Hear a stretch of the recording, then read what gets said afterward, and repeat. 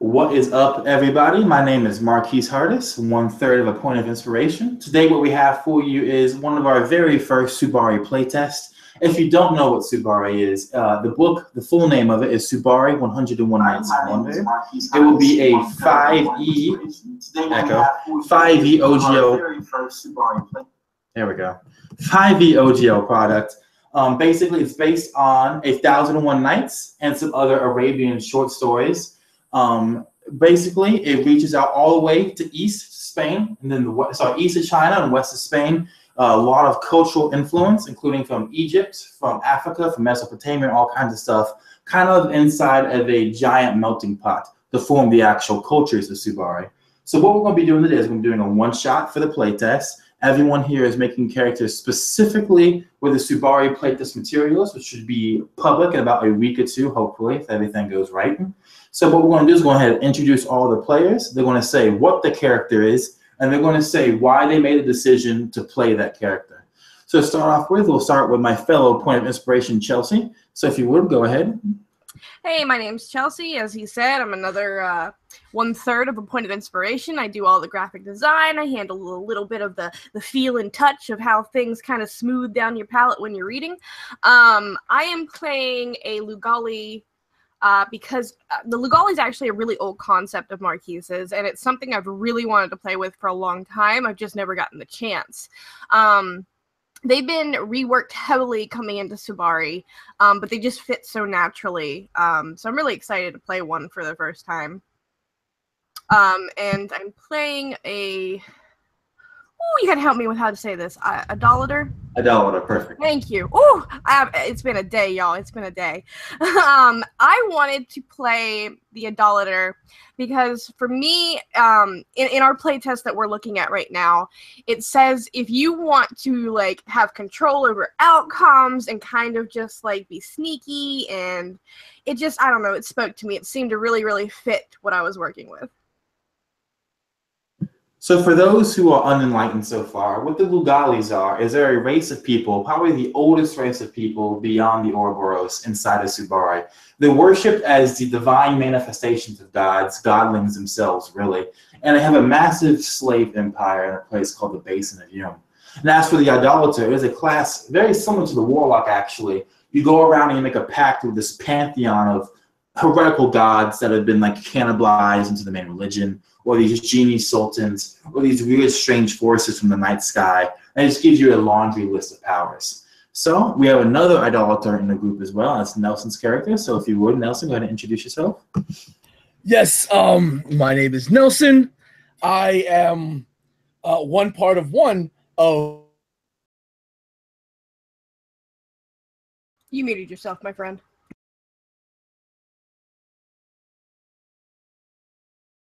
Still muted, Nelson. Cannot hear a word you're saying.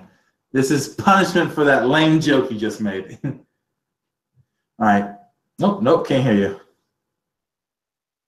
While Nelson is sorting out his technical difficulty issues, we're going to go ahead and move on and come back to him. So next we have Nicholas Dawson. So go ahead, Nico, and tell us what you're playing tonight.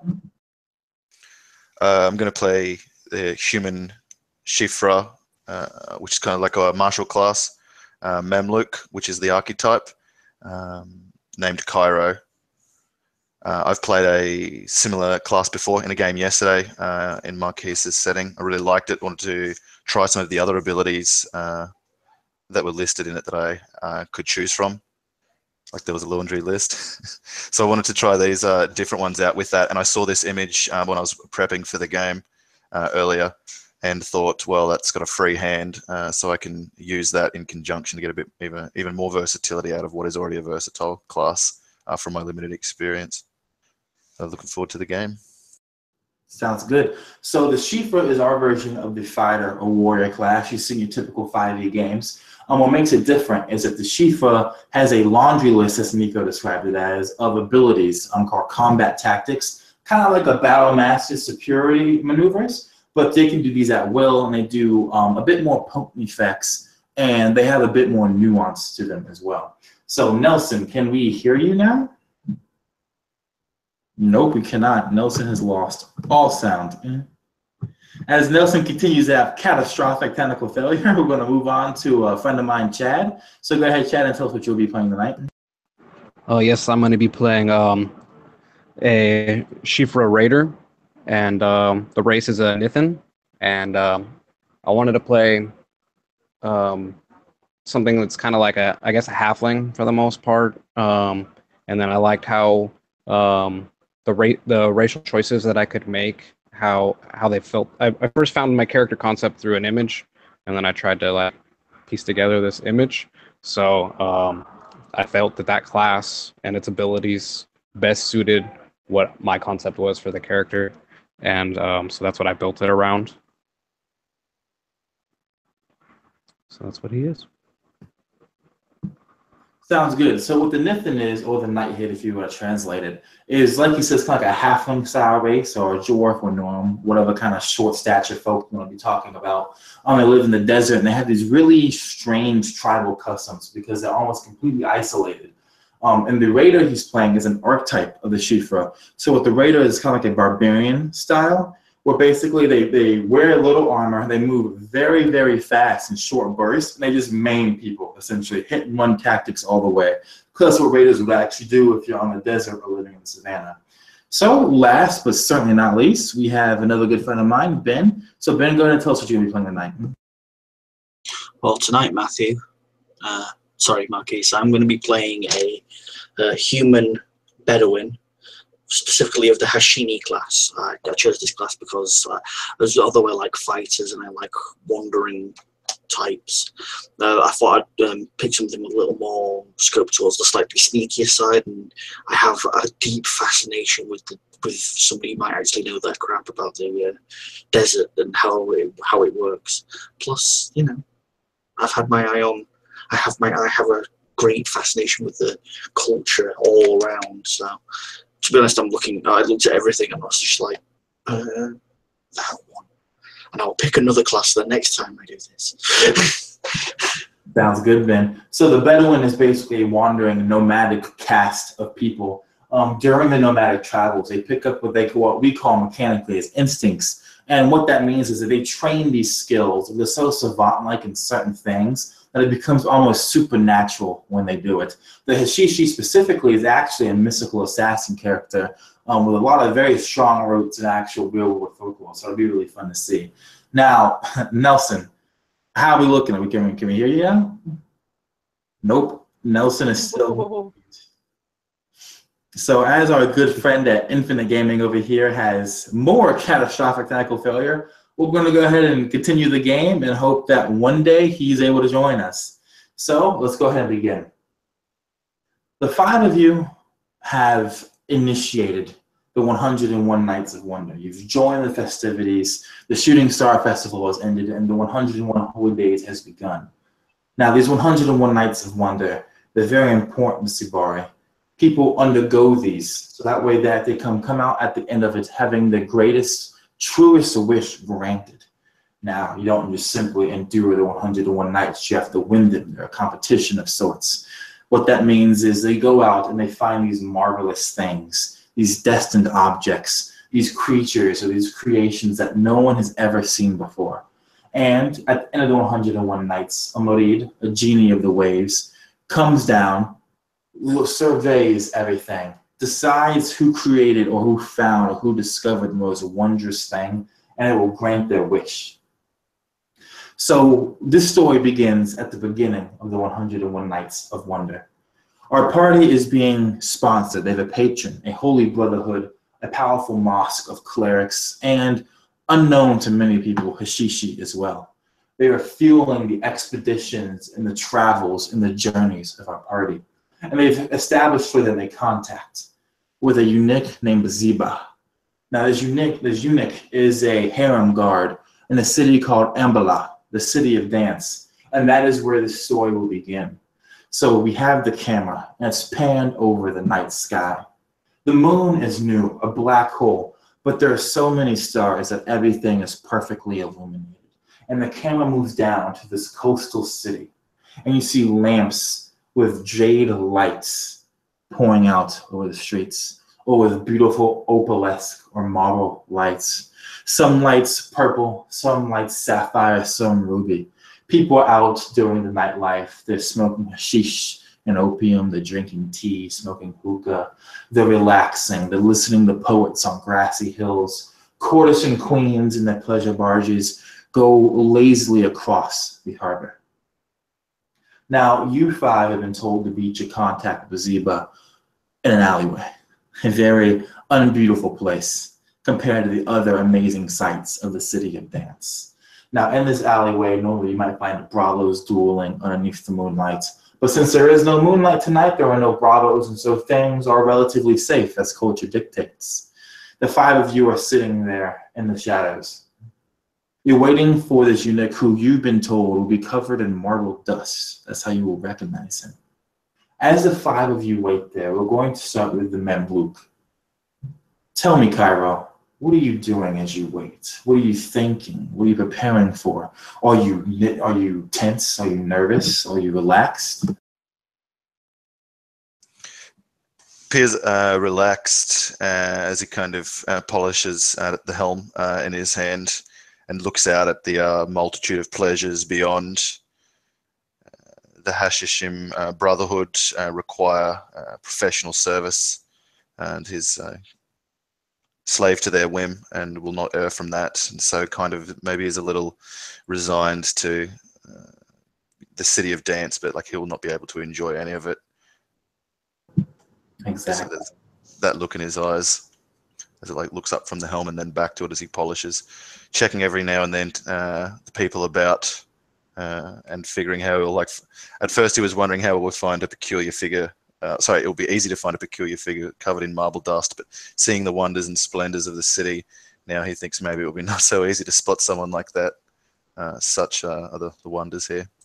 That is very true. Now, the reason the city is famous, and it's kind of a misnomer being called the city of dance, is because of the diaphanous silks that many of the women in dances wear, created by a blessed spider, woven in such a way that they're almost completely transparent yet still colorful, trailing behind the dancers. So you would see, Cairo, these dancers, these beautiful women, almost completely naked, really, because you can see through their clothing, dancing down the streets and everything, being followed by trains of jollies and other musicians and other poets singing of their beauty or their grace or their skill.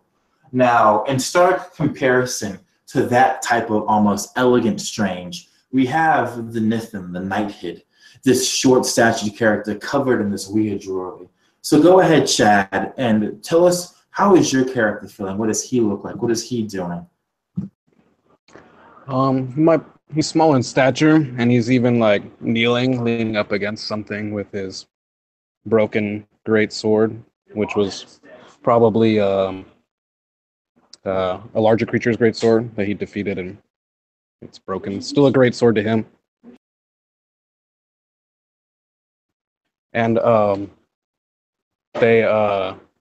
he's just standing there relaxed, waiting to see what's going to transpire. I dig it. So we have two people there relaxed, one of them having a look of almost jealousy, I guess you could call it, Cairo, in his eyes. And I feel like if anyone here would notice that particularly well, it's going to be the Lugali. Now, Lugalis in Parasan Reef are rare because they generally stay at home in the Basin of Yum, where they rule as gods of the slave empire. To be out here, though, is not completely strange. It's not a new idea. There are Lugali who travel west for certain reasons. I'm sure this one has their own special reasons, too. But seeing these relaxed figures that you decided or that you've been lumped in with, tell me, Apahulu, what are you thinking as you look upon the city and as you wait for Baziba and as you look at your very relaxed and a little bit envious companions? It seems that every time she stops, every time she drops the blindfold down, all she sees is her fall from grace. This Lugali was once an imam to her people and has been taken from her. She's here after being sought out by this holy order and patron because they want to see her rise again. And if she could just get to that final wish, she could make it all come true and bring it all back around. She is in this state of anger almost constantly. So she sees these relaxed figures, and in comparison to them, you can see rigid shoulders and these like almost twitching fingertips waiting and ready. Her eyes are kind of in a constant state of bleeding gold. When she rose to becoming a mom, her offering to the gods was to carve out her own eyes and replace them with liquid gold. So when she drops that blindfold, that mask, all you see is this glittering, glowing, molten hot gold. So that's what you're seeing, as she's kind of peering back and forth out of those inhuman eyes, looking for this marble dust-coated figure. And you see him. The camera kind of pans on your face for a second, and it's almost blinded from how much light radiates from this liquid gold dripping down, forming molten puddles underneath you. And the camera turns, and you see the golden shadows on the brick face of the alleyway walls, and it continues turning, and it peers into the darkness of the alleyway. And then, hobbling forward, slowly, you hear footsteps. And the footsteps, eventually, they give away to appearance, to shape, to form. You see a man standing there, a tall man, dark-skinned. Or he would be if it wasn't for the marble dust that covered him almost head to toe on his vest, his bare chest, covering his feet, which are also bare, covering the pantaloons he's wearing. And his left hand, he has a spear. You can hear it clacking again and again on the cobblestones. And he stops maybe some 10, 15 feet away from you guys, deeper in the alleyway. And he looks at you all, blinking slowly. He's an older gentleman, maybe about 30, 35 years old. And he says to you all, "Are you the ones the Brotherhood has sent?"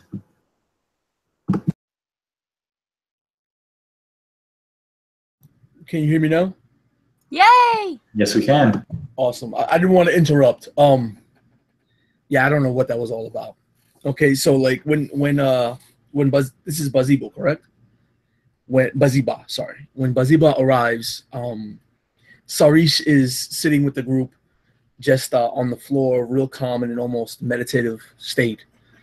He's an Ouroboros, which look fairly human, save for their unique eyes, almost as if there's the entire universe dancing away in their gaze. But even for an Ouroboros, Sarish looks a bit unique. It looks more like he's covered in scales than flesh. Each scale a different size and an obvious decoration and pattern.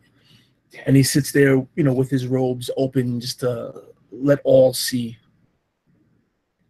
And when Baziba arrives, the entire time, Sarish was just sitting there, breathing slow, taking in the dreams of this world, only opening his eyes and turning his head to meet the gaze of Baziba. And Apahulu kind of jerks her head to the side, and her kind of wrist comes out in this delicate flick. It's almost rhythmic. And she says, "Wardu, is it you that we seek? And I do not know. You are covered in marble dust, but a man such as you could be anyone. Is he human?" Yeah, he's human. Okay, then my use of Wardu was correct. Baziba, first off, he is unnerved when the Ouroboros looks at him. And he locks eyes with you, and you can see him physically shake and shiver. And then he looks back to the Lugali, who begins to speak down to him.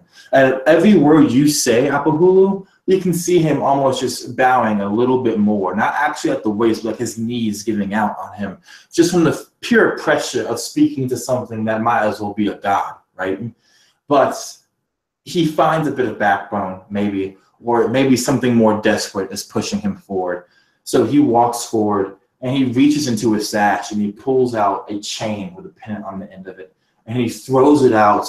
And I'm going to say, he's throwing it to you, the Bedouin. So as you catch it, Bedouin, Hashishi, he says directly to you, "I am human, And there are many like me, yes, but I am Baziba all the same. Baziba the Eunuch, Baziba the God, Baziba the servant, whatever you wish to call me. And that is the Sultana's pendant, and that will prove I am who I am. Look at it. Confirm for them. There's a moment where you almost forgot he was stood there. He'd been there God knows how long. The only movement he made was when he caught the pendant and flew through the air, reminding of his presence. With a quick movement, he just lets the pendant dangle, examining it in the light. You can only really see his eyes like a hawk, for which he's named after, Haytham. Turns it to the back and sees the name of the Sultan on the back and just can almost feel a smirk. No words are said, just a nod that becomes known to you all. Finally, a word does speak out. It. Truth. This is Ziba. And with that, Baziba kind of nods, and now he's only about maybe 6-7 feet away from you. He's still holding his spear, but he's not holding it in a way that you would recognize Cairo as being offensive. He's holding it half out of protection and half out of comfort. Because as a fellow Mamluk yourself, you know that people like this, they fall back on their training when in these weird situations. And so as he draws closer, Baziba says to you all, now, what I have to ask for you is dangerous to ask in this city. What concerns the Sultana herself, blessed may she be.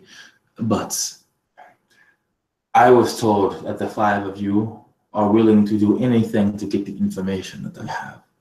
Now, I don't know if I can trust you, but I know I can trust your order. But that being said, if any of you have any specific connection to the law or to always doing as guards say you should do, this meeting will have to end here. Now, I take it that looking at you are folk who do as you're told and not do as what the Sultana says, if you follow what I'm saying. And he looks to you guys and he waits for some kind of confirmation. I think very unemotional this entire time, straight face, just breathing in slowly, almost meditatively. When he mentions listening to gods, there's just like a grin, a very eerie, off-putting grin that graces Sarisha's face. And again, Baziba shivers at this, and he actually takes a step back now. But he looks to Cairo, who was another Mamluk again, and you can tell from the look, Cairo, that he's kind of relying on you now, just because, well, the other human here didn't really say anything other than a single word or two. The Nithin is a Nithin. You can't really trust them. And the Lugali and Ouroboros are not even remotely human. So he looks to you, Cairo, and when he looks to you, what kind of look do you turn to him? Do you say anything to him, or? Try and give him the look of one warrior to another, and after he speaks, I'll like peel back the chain collar from my neck to reveal like the beginnings of my Mamluk face paintings, face tattoos. And I guess being one himself, he would see that mine are slave markings, and like they're a brand, like it's proof that I'm an object of the order and that like an extension of them, and they wouldn't have sent me if it wasn't fit to be here. And after I do that, I'll pull the collar back up, and then I'll relax the body language, looking side to side at my companions, and then back to the man to give him the impression that our group is of one purpose. Whether that's true or not, that's the impression that I'm trying to give him. Whether it's true or not, Baziba believes you. You can tell that he relaxes his grip on the spear and he begins speaking, saying, what I need done is I need you to force the Sultana. I need you to take her, and I need you to make her undo what she has done. Now, I'm a eunuch, a harem god. I protect the Sultana's lovers, the women, the men, the other things as well. And the Sultana, as of late, has changed. Maybe a year ago is when everything began. She started talking to the court sage, and she told the court sage that she wanted the beauty of her harem to never fail, to never disappear. No one else understood what it meant. We thought it was the eccentricities of the nobles, as I'm sure that you, honorable men and women, understand, but it was more than just eccentricities. The sage taught the Sultana a pattern, and this pattern allowed her to turn those that saw it from flesh to opal. Human beings, Ouroboros, Nethans, all, straight to opal, no longer living, no longer breathing, the statues. And she did so to every harem girl, to every harem man, every single one of them. She forced us to round them up, and the Sultana would then dance. I had to watch this one by one, before their faces could even contort into horror as they turned into these things. And it did not stop there. It could not stop there.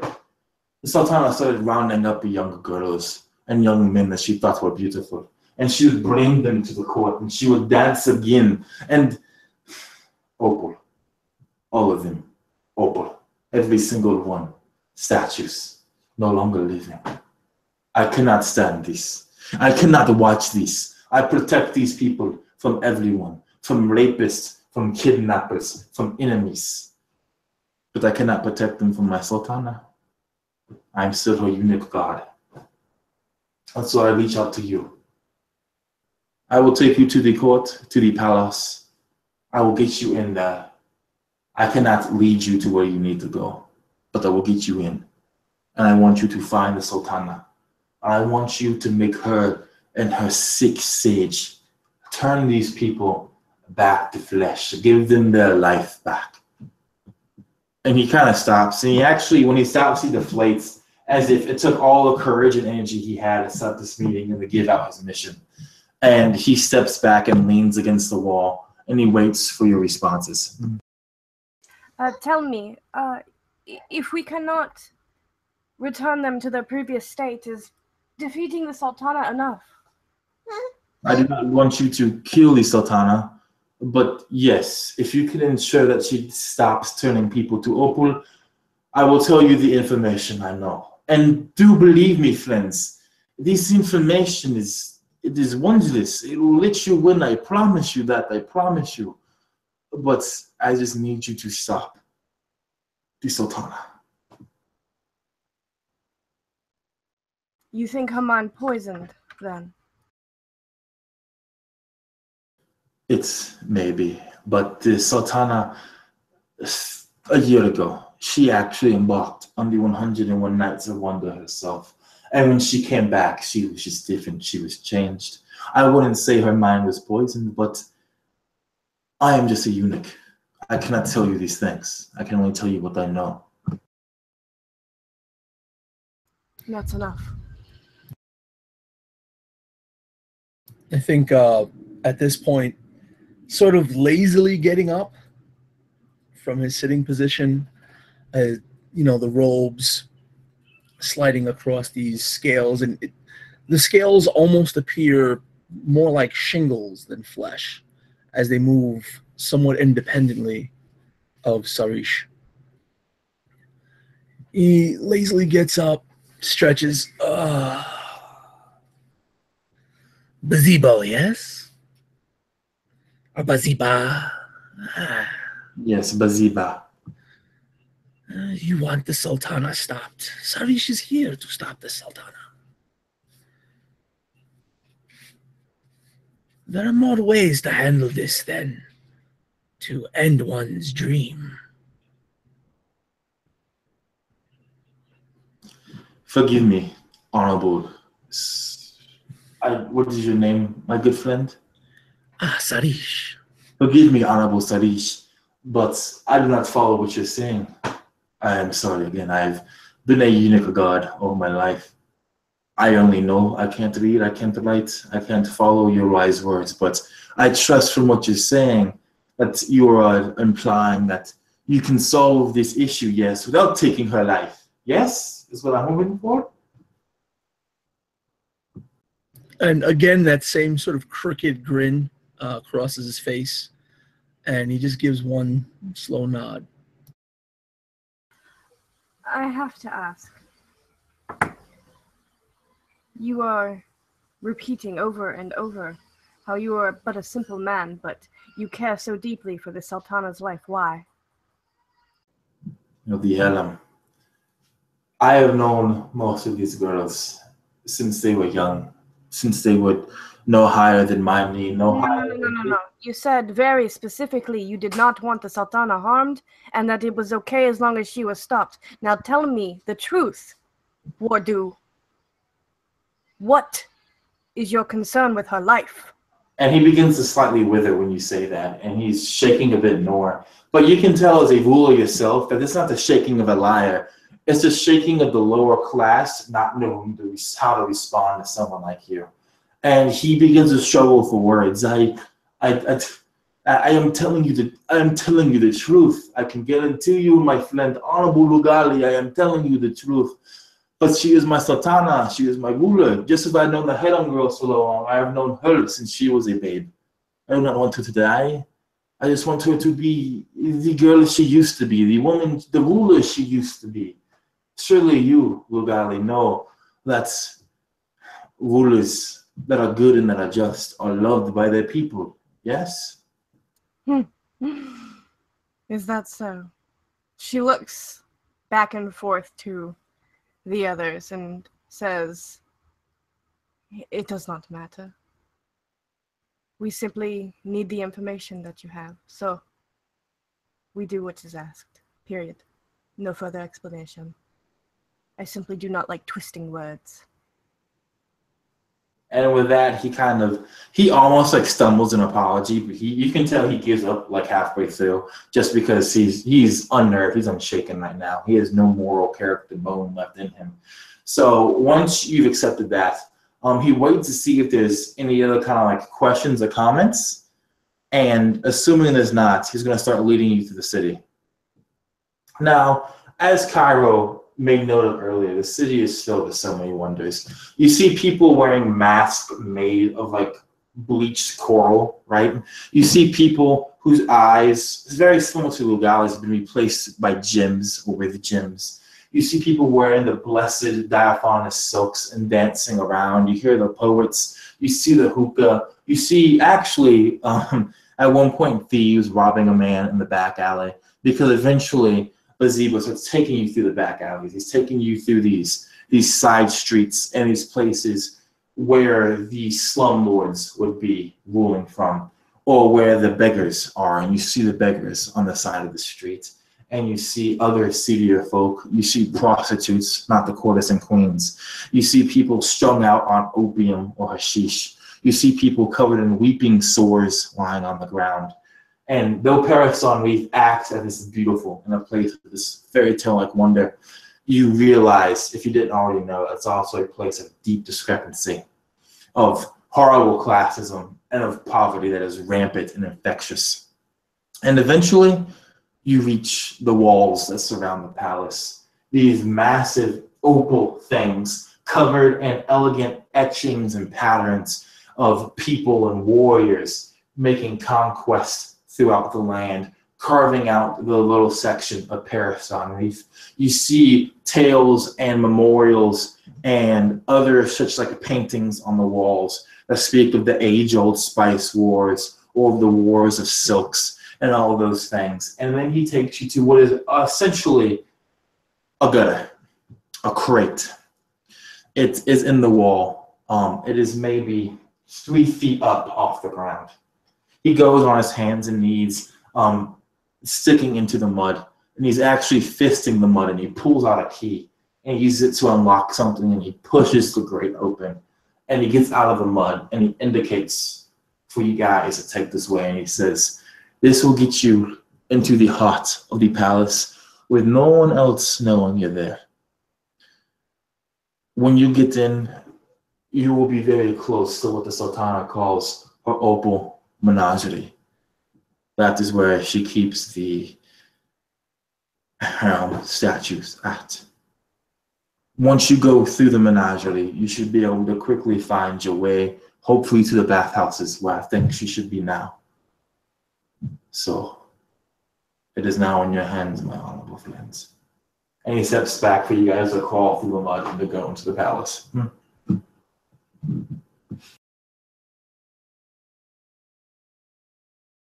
And do you guys do so? Does anyone have any, does anyone say anything? Or do you guys do anything special before going in?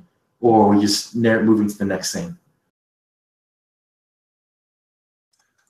I look to the Hashishim with us from the same order that's like bit us here. And it'll be like the last kind of look of like uncertainty, I think. Usually we're sent to kill people, not to change their minds, but we've been ordered, so he'll like swallow the question or the confusion, place on his masked helm, and like prod the way forward into the dark grime. As I'm looked at, I look over the thing. I look keenly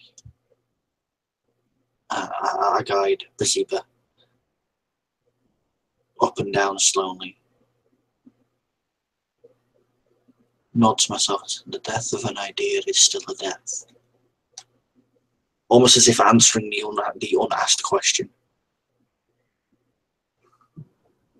And Baziba, with his Eunuch guard level IQ, he just looks at you completely lost. He looks like he actually might cry from how stressed he is and from how difficult it is actually managing you 5 adventurers, as they call you, I would guess. So, does anyone else say anything or do anything before you guys? Yeah. I think in direct response to the death of an idea is still a death, I think Sarish will start like giggling. It's a much worse death, actually.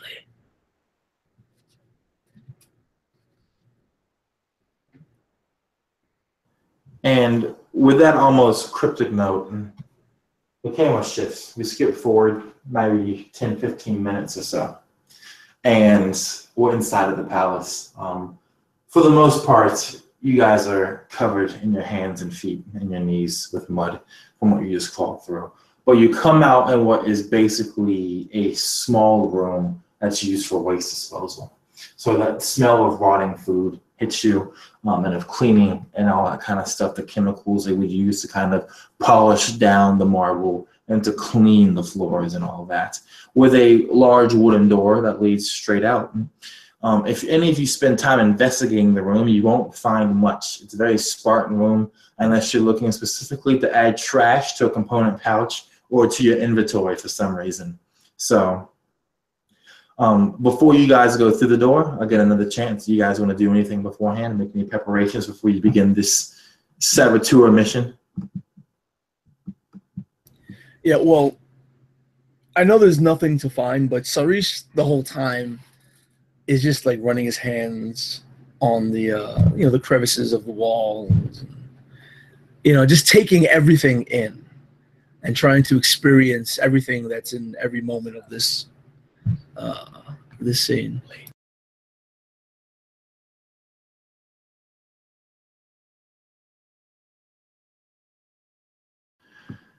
When your hands come to the door, Sarish, it opens up almost by itself, the hinges being very well oiled.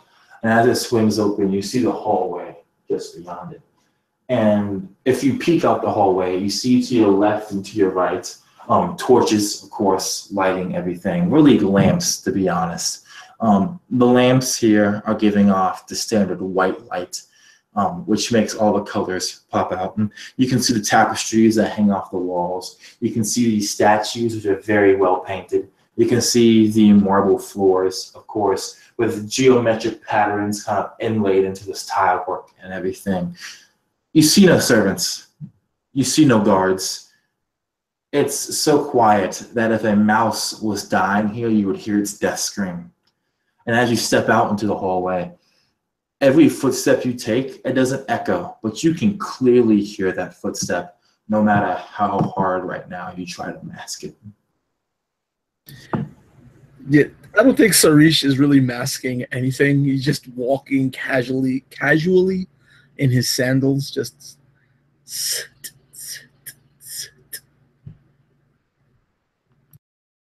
Perfect. I think what almost kind of might begin to set everyone a little crazy is like the jingling with every step that Apahulu makes from her waist, from her chest down to her waist. She's just covered in these little coins and gems and metal trinkets. And every step she takes just...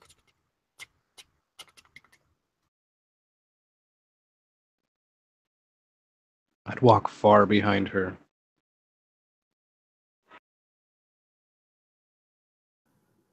I like it. So for narration's sake, who's going to be leading this little tromp? And which way do we want to go? Do we want to go left or do we want to go right?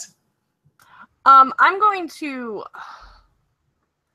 I have a question, mechanic question. When I use Mystic Weapon, does it have a timer on it? Nope. So I can just pull that out as a preparation? Yeah. Okay, I want to do my mystical weapon. And so basically you see her kind of pull these two handles from her hips, and she holds one in each hand, and sand, she pours them upside down, and sand begins to drift out of them, and then it curves upward just before it hits the floor on either end, and kind of spirals in a loop. And she kind of weaves them up over her hands and holds them loosely. And at every kind of step she takes, a little bit of sand tinkles down from the two whips in her hands. And I'll gladly lead this. Whips a-blazing. Cairo and Hatham, you're both trained warriors, and this upstart, arrogant Lugali has just walked before you both to lead the party with weapons out on what's supposed to be a very sensitive mission. Well, how do you both react to this? We know she's Lugali, right? So she's dominant and old, ancient and otherworldly. So like her capacity for knowledge or leadership like far exceeds our own.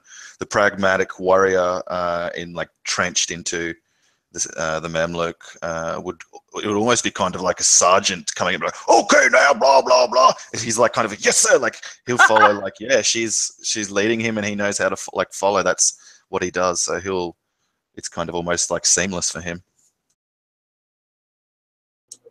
There is a moment, just a moment, as the Lugali slips past and the weapons come out, where you can swear there's a wry smirk from underneath the veil, a small shake of the head, and then the Mameluke moves past him. And then the next person, even though they're already turning one direction, he can't help but look the other direction. And for the sake of just knowing where the hell I'm going, what's down either side? Is there any differentiating? It's completely mirrored right now. Okay, I'm gonna use my Lugali sense of direction and take a right. Okay, so with the gods themselves guiding the Lugali, it seems, she goes down the right hallway. As you do so, it begins to actually curve in on itself. And you begin to realize that the hallways are actually mirrored. They curve and they lead to the same place. And as you move through the hallway, you begin to hear a sound. In which case, for a moment of awesome dramaticness, as the Lugali reaches one end, the Shashina's reach the other. It just kind of goes. I love it. And as you both approach the same end stop, you hear laughter? No, it's not laughter. You hear giggling? No, it's too inconsistent for that. And the sound becomes clearer, and you think it might be screaming or choking, hyperventilating. But no, you realize that hyperventilating is close. You hear sobbing, you hear weeping, you hear tears being freshly shed. And you can tell from the tenor of the voice, this is a man shedding these tears. And as you guys reach the same endpoint, you see to your right, and I guess the Shishi to your left, you see a massive set of double doors. The doors are open. In fact, they're not even doors, they're tapestries pulled to the side by these great long pulleys on each side. The tapestries, of course, both beautiful and embroidered as it should be in the Sultana's palace. And as you look inside of through this massive portal, you see row after row after row of naked opal statue and perfect detail. So lifelike. It looks like these people were simply just painted with a brush to look opal. You see the nipples of the women. You see the wrinkles of some of the older men. You can even tell the exact amount of hair strands they have in their hair as you look at them. Some of them have the diaphanous silks thrown over their bodies. Some of them are wearing armor.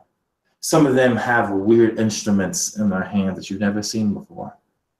And somewhere in this room, in this Opal Menagerie that was once a harem, you hear sobbing.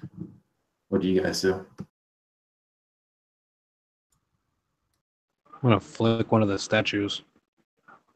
Oh my god, you took my idea. I was gonna push one over. The Nithin flicks a statue, and it's just like you're flicking opal. It feels the same. Is that it kind of hurts the finger a little bit, I assume, but it's definitely opal through and through. I like it.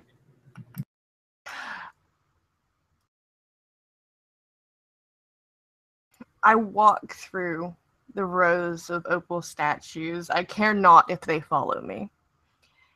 I head towards the sobbing, but as I do so, I free one hand by putting my second whip in my left hand, and with my right, I kind of just nonchalantly let my fingertips graze each and every single statue that I pass by. How far do I think this sobbing is from me? So this room is very big, right? And the amount of statues that I've seen, you can get easily 100 statues in here or more. So you would think that from what you're hearing right now, maybe another 30 feet or so through walking through this massive mausoleum.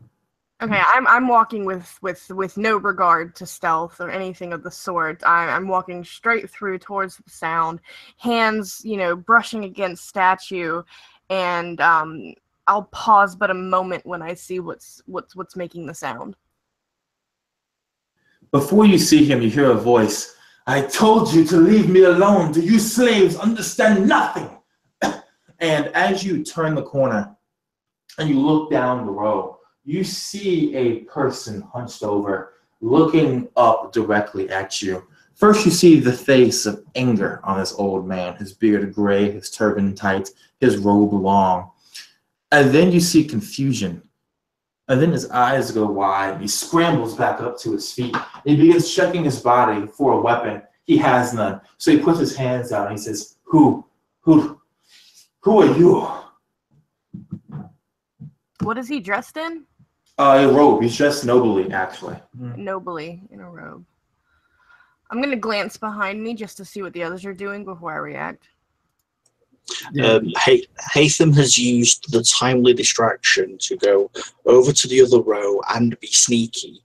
So, for a cinematic point of view, as he stood up with his hands up to the Legali, the Hashishini is just behind him. Just essentially with that whole just say the word look. And then kind of ducks back slightly out of sight in that whole. It's like that cinematic. You can see me, now you can't. All right, awesome.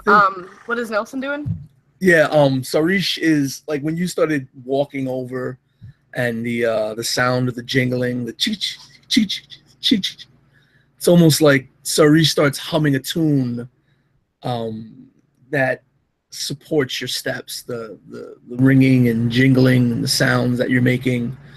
And as you're walking very purposeful and strong, Sarish is almost whimsical as he's following slowly behind, drifting from like left to right, making motions as if he's about to dance with a new partner every time he comes across another one of these opal statues, taking pause once in a while to whisper something unheard in their ears.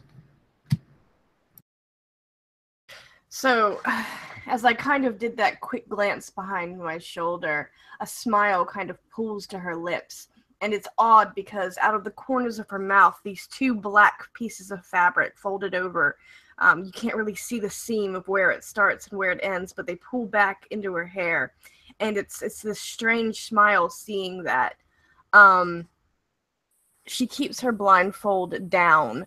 And he will kind of just see that glow from beneath that black blindfold. And she says, a good question, but who are you?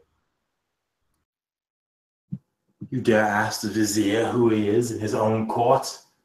Preposterous. Look at you with your eyes. I don't know what you are. Maybe some wandering foolish Lugali in a court they think they rule when they don't know. I don't know who none of you are. And he steps back again and he wipes away what remains of the tears. His eyes very red. And he doesn't look like he's about to run, but he's in like a very defensive posture. And he continues saying, explain who you are now. Or I will summon the gods and you will be tried for trespassing because I know we have no guests in the court right now. Oh, such raw energy. And she is taking small steps forward, her arms kind of languidly going out at the sides, turning at the wrists back and forth. It's rhythmic, it's motion. Her body kind of moves like that of a dancer as she kind of takes these delicate steps forward. In a way, I am trying to stealth. I'm trying to distract him as I move towards him. I don't know how well that's going to work to do the next part. No, because he's taking a step back every time he takes a step forward. My eyes lock on... Ben, what's your character's name again? Hatham. My eyes lock on Hatham, and I do a small head jut for you to step behind him. Kind of stop him, like his back would hit your chest as I step towards him.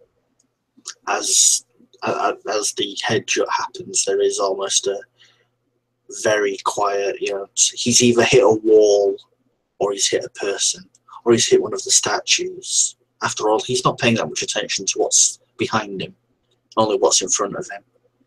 It's so funny that you do not remember me, Vizier. I am an old friend, don't you remember? I do not consort with Lugali. And as he's saying that, his hand reaches back and he grabs your pants and your pant legs, Hatham, and he quickly lets go. You come in here, you assassins. There's a Shishi behind me. Have you come to take my life? Has the Sultana hired you at last to finally remove me? Is that what this is? My friend, if I were hired to do such a thing, you know by now you would not have had the chance to breathe. You're Shishi. He doesn't look back behind you. By the way, he doesn't look back to look at you, Hatham. But he just continues speaking. He tells you speaking to you, and he says, I've hired Hashishi before. I know how all of you have your calling cards. Some of you like to intimidate. Some of you bring things like this. No, I will not stand for it. Vizier, we are simply looking for information. We wish to put a stop to this. And literally, hand on head, turn him towards the Opal. When you put your hand on his head, he quickly pushes you away and he steps to the side. So his back is now on one of the statues. But now he's looking at all the other statues. And I'm just going, put a stop to this. His eyes flick to the statues, back to you, and then back to the statues. And you can tell that even though he doesn't believe you, there's a seed being sown right now. And if you guys want to fully convince him through this method, it's going to be a verbal duel. I'll do it. Okay, the Lugali seems to do it. So for those who watch this later, verbal duels are the new type of encounter we have in the game. We'll just explain the rules as we go. So I'm imagining, Chelsea, that Apahulu is going to be initiating herself. So you're going to have the first action, and anyone on your team can take any of the side actions as well. So starting with you, Apahulu, what do you do? You want to bargain? Do you want to plead? Do you want to concede? What are you trying to do? I want him to be scared shitless of us, but also understand that we're not there for him. So once that's a debate action. So what you're going to do is you're going to make a charisma check. Okay. If you want to, you can add intimidation if you have proficiency in that. And you're looking for his charisma modifier, which is an 18. Okay. Let me add up all my bonuses. Give me your second. Look. All right. As you do so, you can put on the side check. The rest of you can also take an action. So there's 3 side actions you can take. You can have 4 people on the side, so only 3 of you will be able to act. But you can step in, which means another person offers another point So basically, you'd be making another debate check against him. You can try and distract the vizier, so that way on his next check, he has disadvantage when he goes to rebuttal against the Lugali. Or you can offer advice to the Lugali, which lets you add your charisma score to hers as well. So do any of you, I'll start with Ben, but Chelsea, just go ahead and you tied. I have a question. Go ahead. Actually, just to clarify, because I've read the rules, but I haven't actually played with them before. It's the roll plus the charisma modifier, and then you said something about intimidation. Am I adding that on top or using it as? Yeah, if you have intimidation, you just add your proficiency bonus. Okay. Then I beat him. Okay, you beat him. Okay, so does anyone want to do any additional side actions? So I'm going to start with you, Hashishi, since you're also like right in the middle of it. Do you want to debate? So do you want to step in and add your own debating argument to it? Do you want to offer advice to the Lugali, or would you want to distract the vizier? Technically, I'm already distracting him. In fact, that's technically what I've just done is the distraction. So yeah, the distraction. So that's going to be a performance check again against his 18 charisma mod. Charisma score. Okay.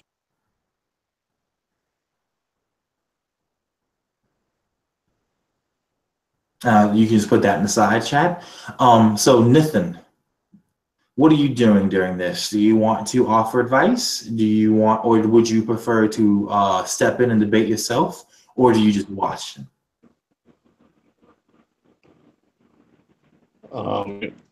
I would not be able to help. I'm from another place, so I'm not a very good I feel you.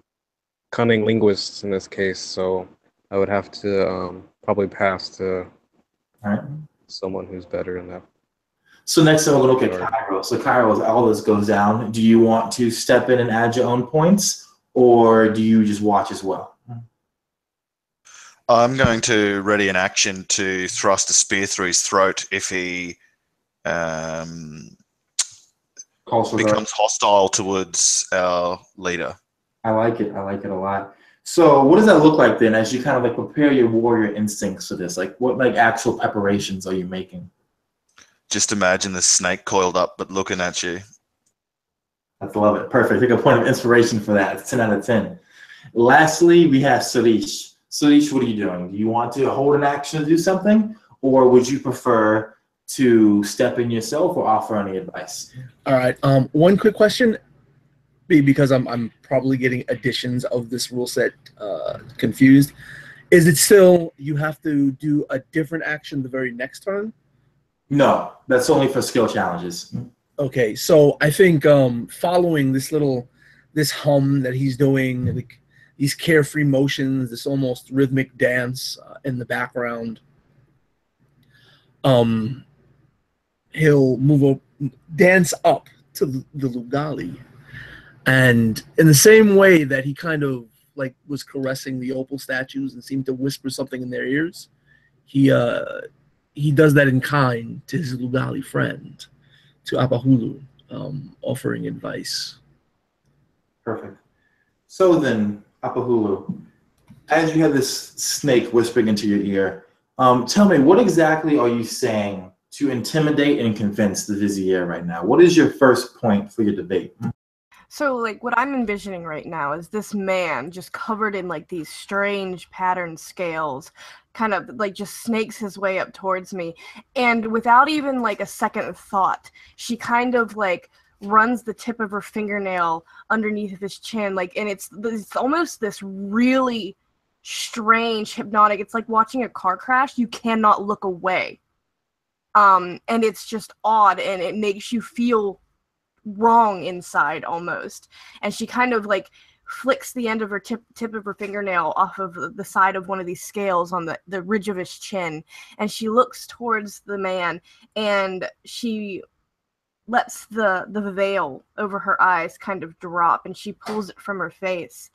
And am I allowed to use what's it called? It's Lugali special where I can divinity. Can I use divinity in the same while in this? That's an action, and the debate is also an action. So okay. Yeah. So but you do have a +4, but you don't really need it anyway. But go ahead. Well, that'll be my next one. If I need to, I'll enact divinity. But basically, I just kind of look at him and I say, You think you are such a special little man, but you are nothing. And, in fact, we are here to... Well, quite frankly, it's none of your business. But you will step down quietly. You will listen, and you will stop these outrageous claims. Perfect, I love it. Since you succeeded on your die roll, you have 1 success. If you make 3 more, you have convinced the Vizier. And that being said, he is disturbed. He is not unhinged by this, but you already did catch him at a moment of emotional vulnerability. And now you're playing on those spheres you didn't even really know existed. He looks at you. He sees this dancing snake man, this clear Ouroboros, and he gags. And he hears you talking, and he sees those weeping gold eyes of yours. And he takes another step back and puts a hand on a statue for comfort. Listen, I don't believe you. And why should I believe you? You can't tell me what's happening in this court. You use illusion and trickery. You sneak behind me like this Hashishi did, and then you tell me you're here to help, but it's none of my business. Me, the Vizier, the councilman, the one who built up this empire when the Sultana could barely walk, when she was still sucking on the teeth of her mother. No, you do not come into my court and tell me to step down. I already have to contend with her insanity and not yours. So I will tell you this once. Leave now. Take your Hashishi and take your Mamluk and your Nithin and everything else that you brought with you. And leave to whatever ugly way you came in. And do not return. He's going to debate action and return against you, Chelsea. So what is your charisma score? 20. 20? He fails horribly. You get close. So I imagine his words are just bouncing off of you as we move back to your turn. So what do you rebuttal to put on the pressure? I want to use divinity during this action. I really, really do. I just think it's going to be a lot of fun. So what it's going to look like is she dropped the blindfold already, but her eyelids were closed, and she kind of just... Her shoulders weaved back and forth, and her head kind of bobbed and followed with the motion. And then when he finally stopped, she opened her eyes. And when she does so, just this radiating godly gold light bursts forward. And when she speaks the next time, her voice comes from all angles around him, echoing off of the inside of his head, inside of his skull.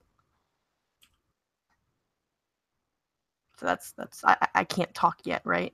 Because I used divinity. Actually, I'm gonna switch it up. I'm gonna give you advantage on that because that was fucking dope. Fuck yeah! Okay, so what I want to say is, little men playing your little games. You do not come from the basin of Yum, clearly, because if you had, you would know that it is nothing but tricks and seeds and deceit. And you, my friend, have been clearly taken advantage of. You dance these little tales and these little inconsequential fights. You think you are something because you raised a small city? Raise an empire! Then you can talk to me. You batter down his defenses and go ahead and make your roll with advantage. As you do so, if anyone else were to step in during this time to also make an argument, and if they succeed on the roll, I will let them, along with what Chelsea is doing right now with Apahulu, that basically, if you both get a success, it will be an instant victory. So, with Sarish, with the Mamluk, would the Knight, with the Nithin, or with the Hashishi, would any of you would also like to add a debate point to this to try and finish off his mental fortitude? Do I have to roll to try to add one? Yes, it would be a charisma roll against his charisma modifier. Sorry, his charisma score is 18. Since I'm already rocking intimidation, can anybody use intimidation as well? Because that's like Right. Yeah. If you have intimidation, you could add that. If you have deception, you could add that to your argument depending on how you're making it. If you have persuasion, you could add that. Any charisma skill, if you have proficiency in it, you can add it to the score that you're rolling. So, Sharish, Hatham. I know Cairo was just basically holding a spear to kill this guy if need be. So I won't ask Cairo. But do any of you other guys want to move in with the debate? Come on, raise an empire with me, guys. Okay. Yeah. I think Sarish, with that last motion, the grazing of the finger across some of his scales, him spinning around, just as she mentions, raising an empire, and she's pouring on that sort of energy and that intensity. Sarish has like a counterpoint with it, and he stops his dance. And as he stops, the scales that are exposed begin to move sort of independently over and under one another for a few moments as he grins again, that crooked grin. Little man, my little vizier, you concern yourself with such little things. We are not here for your little things. We're here for greater things. Can we offer him this one last chance to kind of roll over, except that we're not here for him and that we're after the Sultana? If Nelson aces his roll, because you already aced yours, and Nelson, you have advantage. If Nelson does so, you guys will win the verbal duel, and he will basically completely crumble. Okay. Did you say I have advantage or disadvantage? You have advantage. Okay. Hathan's action, as an aside, is even though he's still got both hands out, you kind of see a camera reverse, and you see as the hand turns, he's suddenly got blades there. Two very small daggers. It doesn't look like he's moved in any way, shape, or form. I love it. So we're going to do this from your perspective, Cairo, actually. So you have your spear ready. You notice that the Hashishi has his daggers ready. You know that between the two of you, you can kill this vizier the moment he opens his mouth to scream for guards. Now imagine a stained glass window. Imagine on that stained glass window is a picture of someone noble, someone majestic, someone strong. Now take your spear and hurl it through that stained glass window, and you'll have what happens when the combined verbal and persuasive might of the Lugali Ouroboros completely shatters what the vizier was going to say next. He falls to his hands and his knees. He is sweating profusely. He can't speak. He's defeated. He offers no argument, no counterpoint. He sputters. Okay. Stop it. Stop it out of my head and stop it. Please. Please stop it. Even if I didn't believe you, I could do nothing to stop you, Lugali. Okay. My name is Azir. And I believe you that you are here to do something I don't know, but you're not here to kill me, obviously. And if you were here to kill the Sultana, with what skills you have, you would have done so already. So tell me, why are you here? Why would someone not show? Sorry, wrong accent. And why not? If there is a room full of Opal people, would someone not show? If you wanted to come see them, there are better ways to do it than as you have now. So I believe you're not here to kill anyone. I don't believe that you're just here to look at the statues. No, you misunderstand. Power draws power, whether opposing or joining. God dang, wrong accent. Sorry, guys. Well then, it is the 101 Nights of Wonder. Have you come to steal the statues, or to steal the secret of making these statues? Is that why you're here? She kind of just tilts her head back and groans, her blindfold pulled back up to her eyes, and her head just languidly rolls back, and if you could see her eyes, she would be peering back towards them. I've not the patience. We have come to set them free, friend. You say those words, Hatham, And the vizier, he looks at you. Set them free, forgive me. Ashishi. Did you just say set them free? It's why would that seem so difficult? And he just keeps looking at you, his mouth agape. And he begins to smile, and the smile fades, and he furrows his brow, and he smiles again, and it fades again. He leans back, sitting back on his haunches, and he says, the eunuch then, Baziba sent you, yes, Baziba sent you. Is that why you're here, for Baziba? But you must be quiet as the sands, brother. My friends, there are no gods or servants around here. I sent them away so I can come mourn my cousin in peace. Baziba, that fool, he escaped, that fool. He was to be executed. Oh, by the gods of destiny herself. And he stands up now. Baziba sent you then, covered in marble dust. Yes, that one, yes? We don't say anything, but I think our general aura says, get on with it. Then you are allies. Oh, God, yes, you are allies. I am the vizier of this court, as I've already said. And even though you say that means nothing, great Ugali, it means a lot. And that I can give you information to help you complete your quest. Yes, I can give you much information. Oh, by the gods, thank you. Tell me, you're not here to kill the Sultana, though, yes? Baziba told you not to kill her, that is correct, yes? I'd prefer to avoid it. Good, thank God, good. Then here's what I will tell you. The sage is who you need to find first, not the Sultana. Although the Sultana is the one who has the orders. If you have the sage and you have him hostage, that will be the bargaining chip you need to convince her in whatever madness is claimed her right now. The sage lives in the dome connected to the area you're in right now. Take this hallway, and he gives you directions to get in. He continues saying, now this sage, the wish weaver, his entire laboratory, his workshop is covered in tapestries and in veils and magical carpets and rugs. It is a dangerous place. I can tell you that now.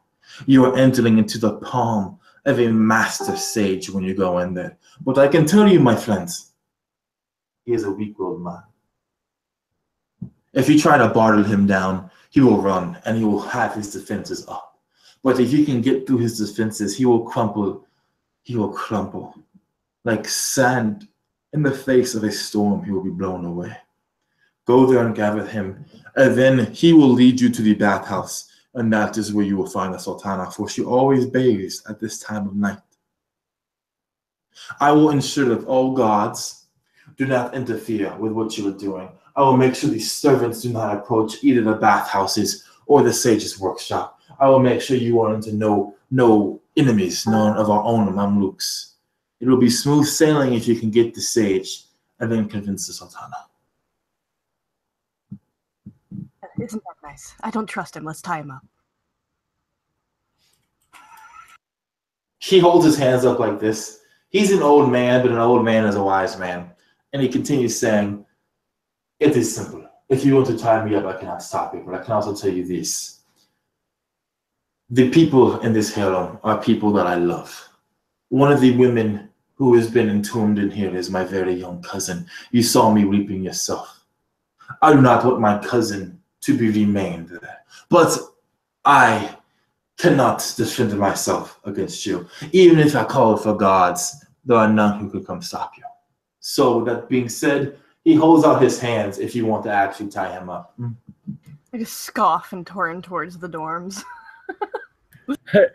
I think while he holds out his hands, wrists facing up to be tied, Sarish just sort of runs his hand, the barest of his nails up the inside of his forearms, then grabs him and spins him around as if doing a little dance, and then just grins as he hugs him, kiss him on the cheek and whispers in his ear, "Ready not, my young friend." Cairo, as he does so, you notice a gleam in in the vizier's eye. Make me an insight check if you were Cairo.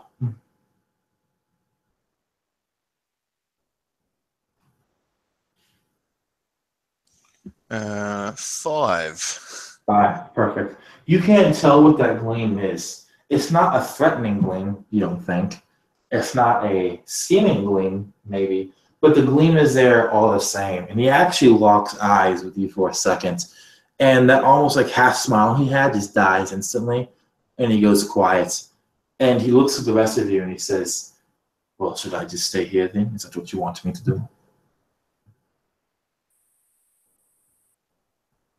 We should kill this wretched mewling creature. He doesn't even serve his own Sultana. He'll serve her up. I do serve my Sultana. Do not speak ill of me, slave. Just because I want these people freed, does that mean I do not care for her? Does that mean I do not serve her as willingly as you serve this Lugali here, or whatever other masters you have? This Sultana opalized your cousin for her pleasure.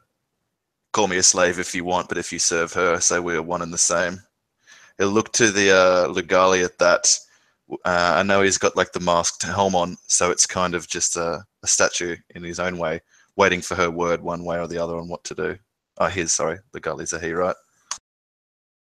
Yeah, and just so you know, just for your own knowledge, in recent times, like after the Boy of Mirth kind of spread his word, slavery has kind of become voluntary in some ways, just so you know. But regardless, well, let's see what the other players want me to do, because I'm evil, and I will kill him. I was already 3/4 away to slitting his throat because I'm an I want to asshole, kill him. but at the same time, I'm also kind of just like, what's worse is when the Hashim just quietly puts his blades away, just literally flicks them out, puts them away, nods to the vizier, doesn't say a word, but the cat starts walking anyway, and says, "If it is a trap, my friend, if it is a trap." Because he knows this man is dead. He doesn't need to do anything about it. Nathan, so Chad, do you say anything? Do you do anything? He would walk out from behind one of the amber statues that would be towering over him, that he was easily hid behind. And he would take his broken greatsword from over his shoulder and stick it into the ground violently. And he may know that it belonged to a bodyguard of a vizier that I've already killed before. So he may know that I'm not above killing a vizier. And if not, I would tell him. We'll leave you for now, but let me make something oh so clear. If it is a trap, as my dear friend said, then I will hunt you down. And I will take great pleasure in it. His face goes white, and he kind of moves his back against the Opal statue. He's very, very uncomfortable. It's the look of a man who was in the jungles, and he looks into the darkness, and he sees the flash of tiger eyes. Or a man who is swimming through the seas, and he sees that shark fin pop up. He sees predators before him, predators that will nonsensically and recklessly tear him apart just because they're predators and he's prey. So he stands back and he waits, and he just waits. He can't do anything. He's frozen. So when you say that, basically he can't react. If you want to, Cairo, you can still spear him, or you can just go with the flow. It's up to you guys. So I was saying that in a very over my shoulder, walking towards the dorms kind of fashion, but it's up to you. But I've dismissed him in my own right. Yeah, I'll just follow in. Sarish, I see you smiling over there. Do you do anything?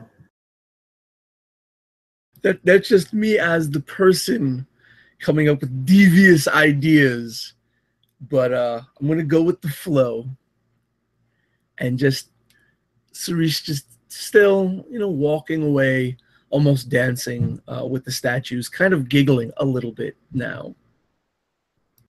And I think just before I open those dormitory, they're doors, right? Or is it a passage? It's a tapestry-covered passage. Okay, so as I have my hand on the tapestry, about to pull it aside, I say, not even looking back, and don't forget to clear the path.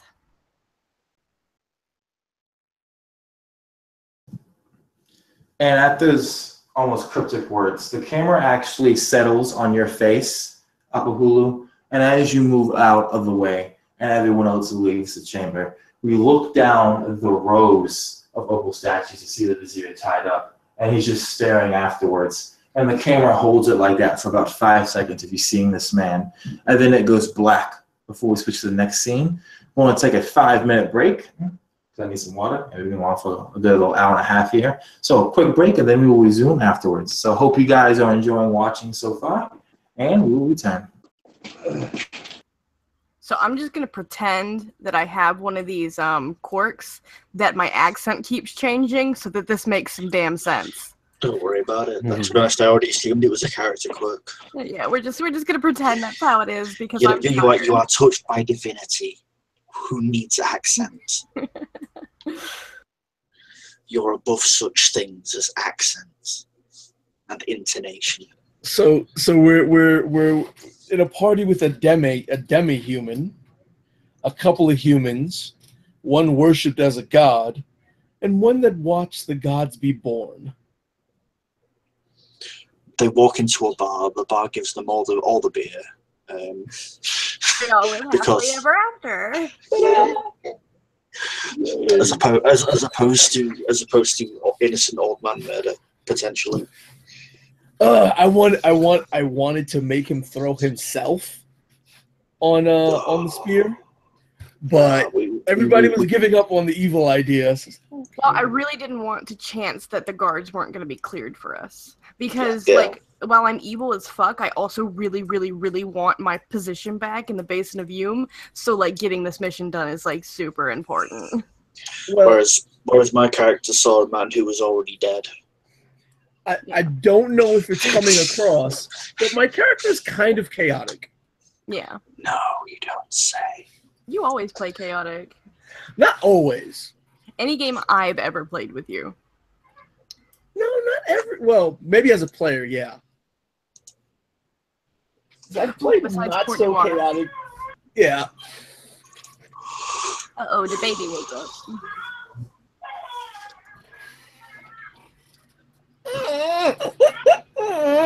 Poor thing. I remember that. Yeah, she's teething. She had her first tooth come in 2 days ago. Been there and done that. She's handled it honestly really, really well. That's good.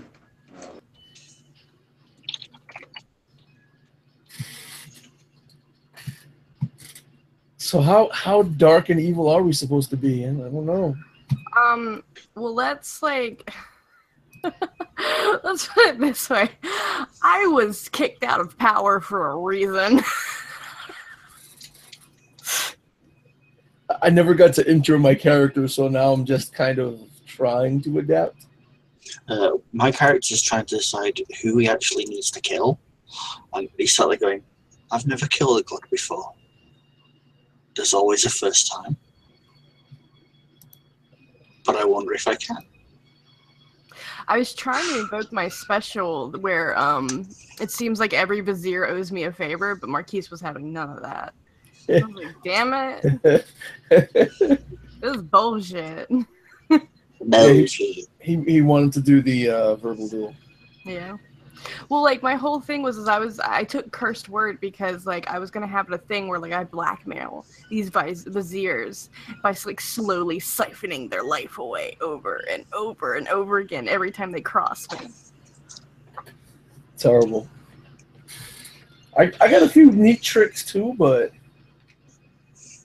I'm always so stingy with my stuff. I'm so excited to show everything off too. I'm I want to use this. I don't want to use that. I realised 3/4 of the way of what we were doing that I actually need to pick a pattern for being a Hashashi. And I was like, fuck. Oh, I've got a flash. One of the flashes I have would have had the vizier slowly dying as he was moving away from from Apahulu. Yeah, Apahulu. So I was like, yeah, I know I'm playing a dark, twisted sort of. Because here's the thing, it's another point of just confusion for me, because I remember talking with Marquise about the Ouroboros, and it looks like they haven't been changed. You know, they still look like the old version of them, so I'm not sure if he decided to stick with that version or what. Mm-hmm. So I'm not sure if I'm playing them right anymore. Well, like, in my head, like, we can be evil as fuck. Like, we can be those people, but, like, at the end of the day, we need this fucking information because we're all doing the 101 Nights for a reason. Yeah. You know, so, like, we might be evil as fuck, but we gotta do what guts to be done. I'm doing it to get back at my daddy. So I can murder the shit out of him. I have no reason. I'm doing it because I was told to. It sounds like Cairo is kind of taking on like a personal like slave escort soldier sort of thing to the little Golly. And the little Golly doesn't seem to mind it. No, she doesn't mind at all. She's like, yes, my pet, come here. Here, kitty. Yes, my pet. I don't think anyone plays a slave half as well as Nico does. I don't know what that means, Nico, but you're very good at being slaves, man. It's easy, like, because all you've got to focus on is your knowledge of the rules, like setting, math, whatever.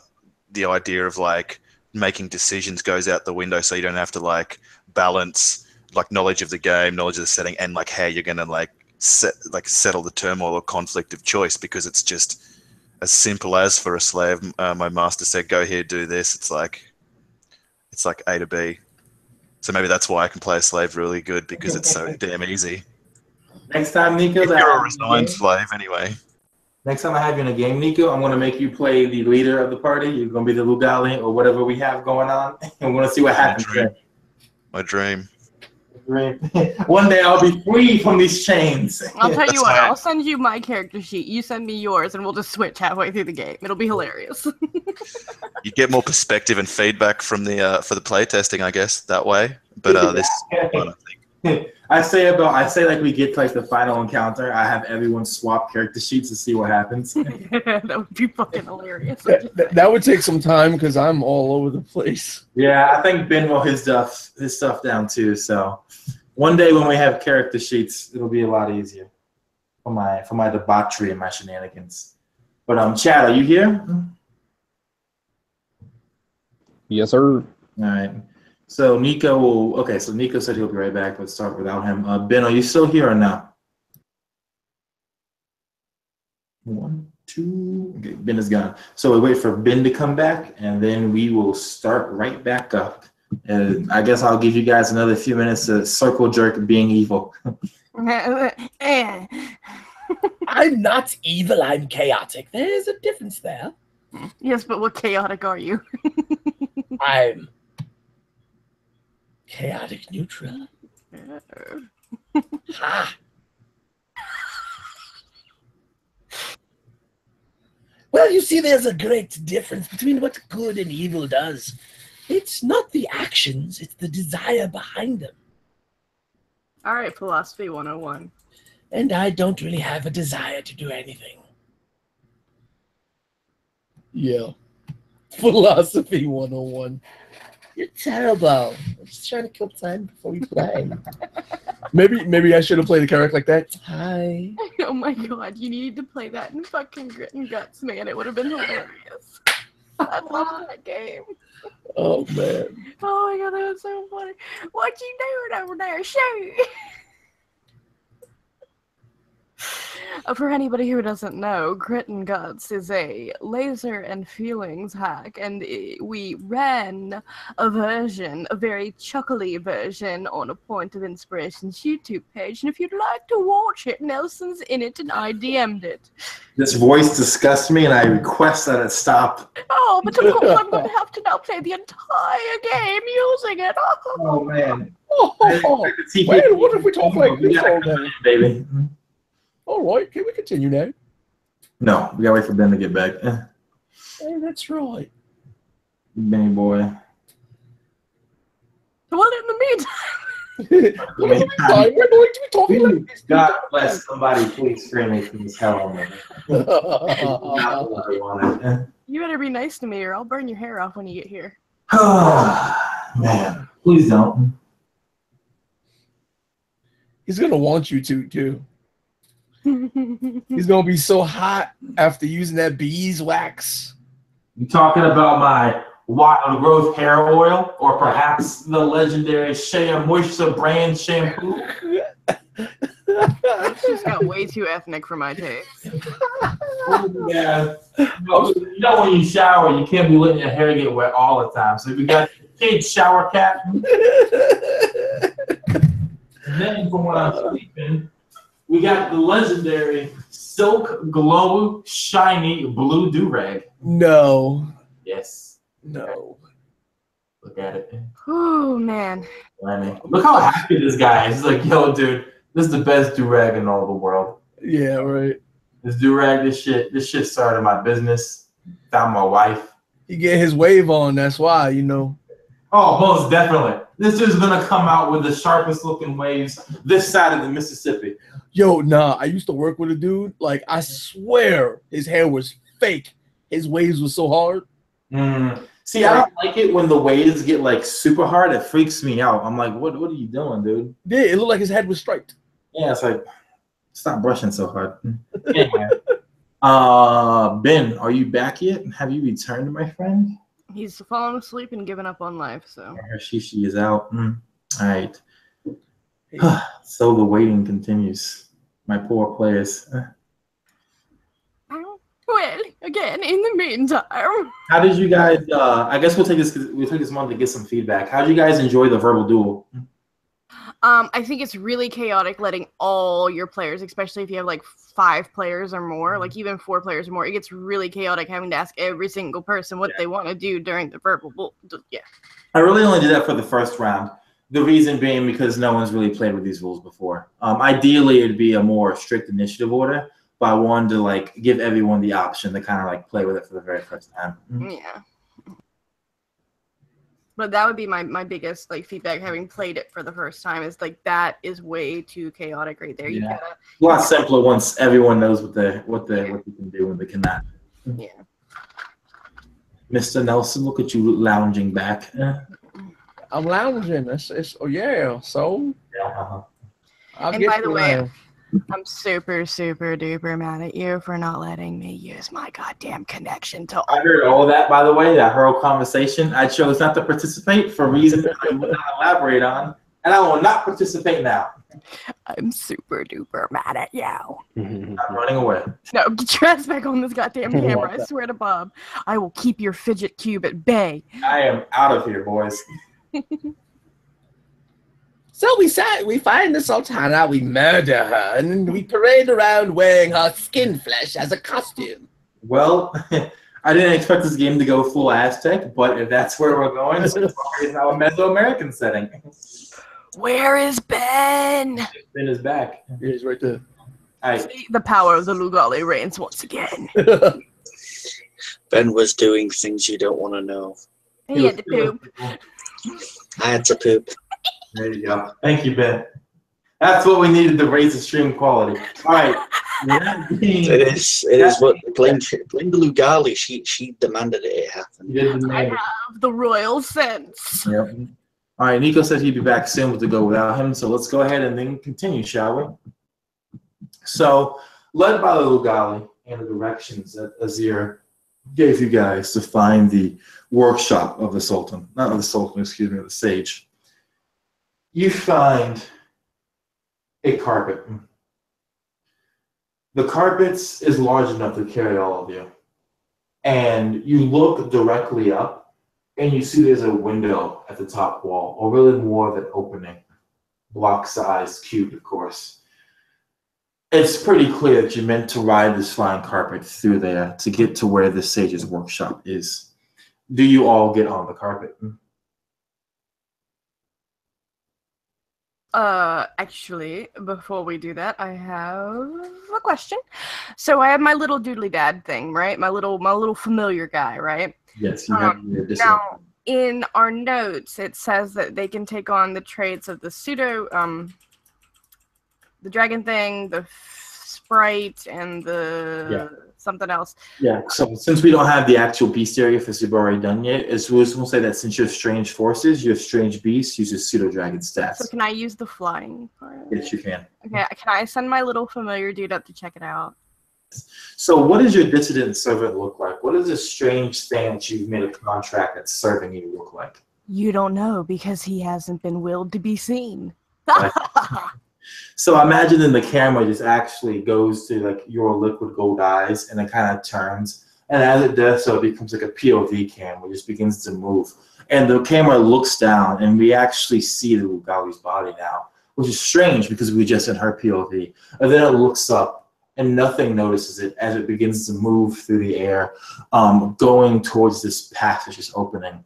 As it does so, it sees there's a big gap between basically this part of the palace and the actual sage's dome itself. And you can see that there's no doors or gates that lead into the sage's dome, just another one of those block-shaped passages. And the strange beast moves towards it. The POV camera moves towards it and it looks in. And what it sees inside is just color and pattern without compare. So many tapestries, so many pieces of cloth weaved into these strange shapes, rugs and carpets everywhere, veils, all kinds of just oddities of cloth and of silk, woven with these colorful embroideries and patterns. And you see the sage himself weaving right now, stitching something from this mythical web woven by these blessed spiders that make the diaphanous silks. And he's working and he's working. And as the camera moves closer, you can see that he's gotten pretty much about 3 meters of just this silk already woven, and he's making more. You can see that his arms are bare. And you would think they're tattoos, but the camera gets closer and zooms in, and you see that they're not tattoos, but the actual strands of fabric woven through the skin of his arms, patterns embroidering the forearms, the palms, the backs of his hands, his fingers, replacing even the nails. You see his face is veiled, of course, but his eyes are a light gray.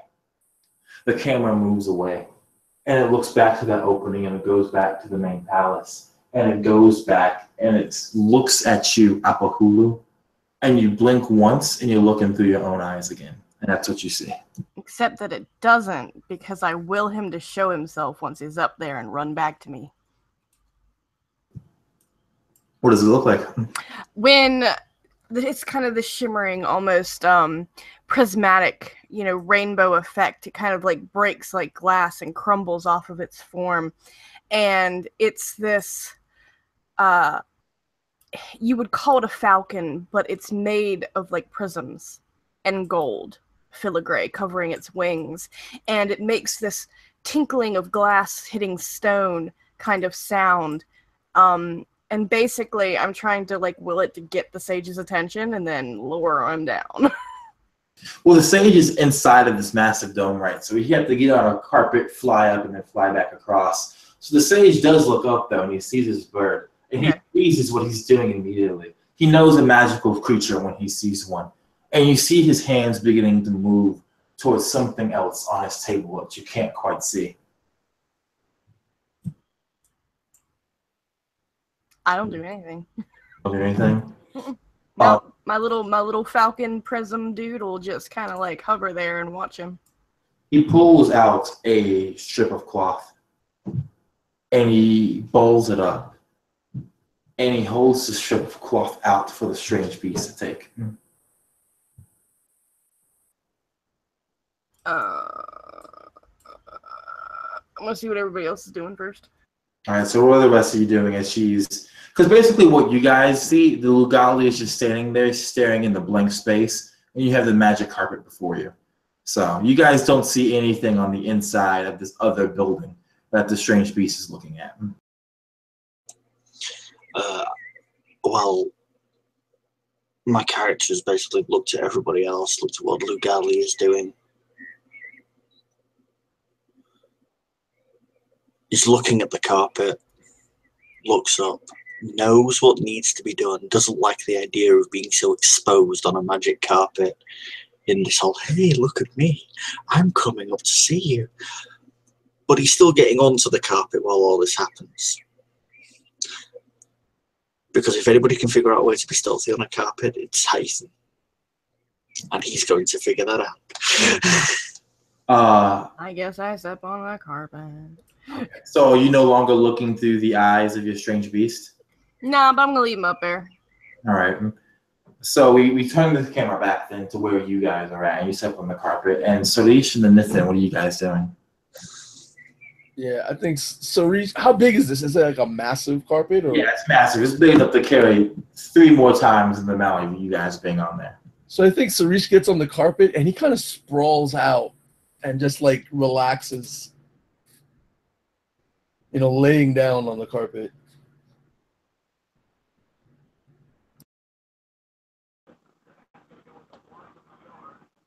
I would just say yalla, which is hurry up in Arabic. And I imagine the Memluk is also on the carpet now? Yeah, as soon as the Hashim steps on, Cairo will follow. All right. The carpet begins to move by itself. No command necessary, and it lifts slowly into the air. It gets to the precipice, and it moves like a wave would across the ocean as it carries you across the 120 feet that you need to get to the massive workshop of the court stage. Do you keep your strange beast visible, Apahulu, or do you make it invisible again before your party can see it? No, they can see it. All right. So you guys see this weird geometric bird of gold and crystal, and the carpet just moves over it. And as it does so, you guys look in, and you don't see anybody in there. You just see all the tapestries. You see the almost completely done diaphanous silk. You see the rugs and all the different fabrics, but you don't see the wish weaver himself. The carpet lands on the ground, and it goes still, and you guys can step off if you would like to. You're in basically a large room. There are several like tapestry guarded hallways that lead in different directions.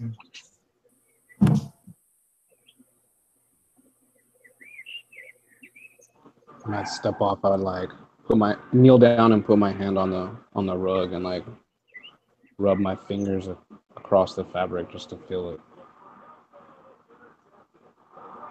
It feels amazing, actually. So soft, so perfectly made. You don't know what fabric was used for this, but surely it must have costed so much gem coral to afford such quality materials.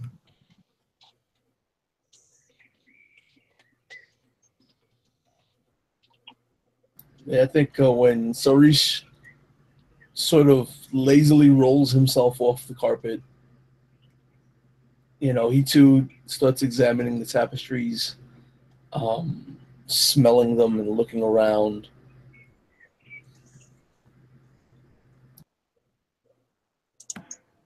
You smell a lingering scent, the scent of cinnamon and lilac, Sarish, the scent of magic and wishes.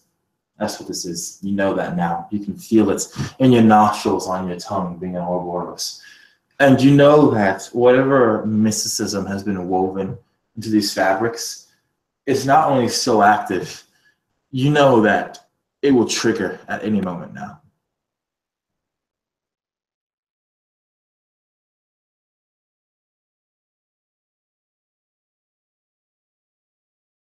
All right.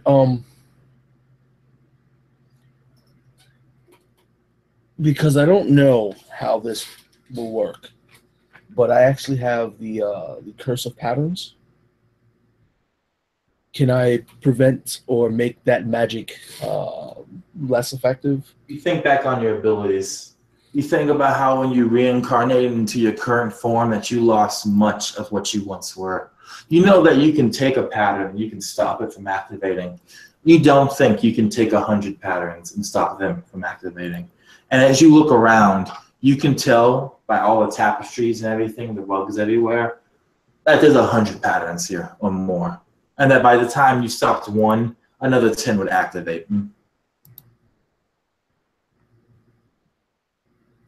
think at this time, rather than any sort of show of fear, Sarish turns around to his allies and just like he grins again, but it's not that off-putting, weird, sort of creepy, I'm a little too happy grin. It's obviously a blatantly fake, okay, I'm a little bit nervous kind of grin. And he just like raises an eyebrow, and all the scales on his body begin to like shake and rattle. As you do that, anyone who looks up will notice that the fabrics have seemingly moved by themselves to cover the only exit out through the ceiling.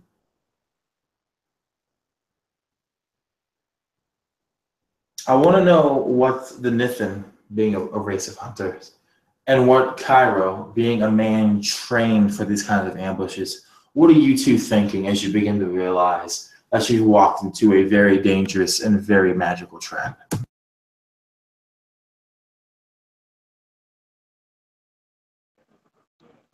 I would want to go in there as cautiously as possible. Try to have every advantage that I could create possible instead of just barging in. And Cairo, what are you thinking or doing? I think at this stage, fear's creeping in, like an enemy he can't see or understand, being like a warrior against things of arcane origin. He's vastly outmatched. And he feels like a stronger sense of reliance on those around him, which feels as unsteady as the carpet ride in armor previous. I like it. A voice. I've always wondered what kinds of things, what the wishes I could weave with a Lugali's hair, or with the tendons of an old rose, or with the cultured eyebrows and eyelashes of a Nithin. I've always wondered what kind of strength and courage I could put into a tapestry if I took the heartstrings from Luke's chest and used them to make my heart. And the voice comes from all four corridors around you. The tapestries, you can tell, they're becoming hard. As hard as steel, maybe. As hard as stone, or even, God forbid, opal. The voice continues. Did you know that the vizier, Azir, he wears clothes that I woven? He doesn't know this, of course, but the man must have his precautions. The Sultana knows this. She does. I heard your conversation. You should have killed him, truly. Not because he is a bad man, but because leaving him alive, well, you can get a lot from a man as you choke them to death with their own terrapin. But I digress. 5 people, 5 new ingredients. I cannot wait. And the voice begins to fade off as he says that last bit. And I'm going to need everyone to roll initiative as we're going to initiate a skill challenge. The main reason for the skill challenge is not only is there no enemy for you to face, but as you stare at the patterns, you begin to feel something pulling at your mind. You begin to feel something kind of creeping up through your neck, almost crawling on your skin, your muscles growing stiff, almost as if the longer you stare at the patterns around you, the more statuesque you become, the more rigid you become. And it doesn't take a genius to figure this next part out. that as you stare at these patterns, if you do not find a way to find this sage and stop him, you will turn to Opal. You have 3 rounds to do so. Waiting for your initiative, Chad. What is yours? Modified 20. Modified 20.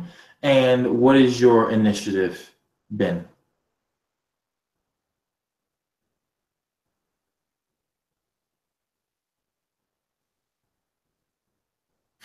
As Ben does the complex math. Bite me. It's 20 past 4 in the morning. Yeah. All right, so we have That's 16. 16.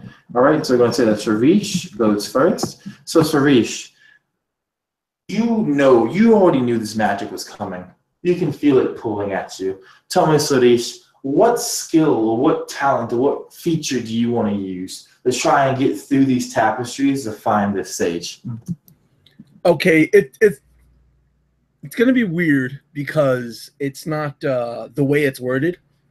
I want to use my soul betrayal, since it doesn't say that I have to see him, but he can see me, right?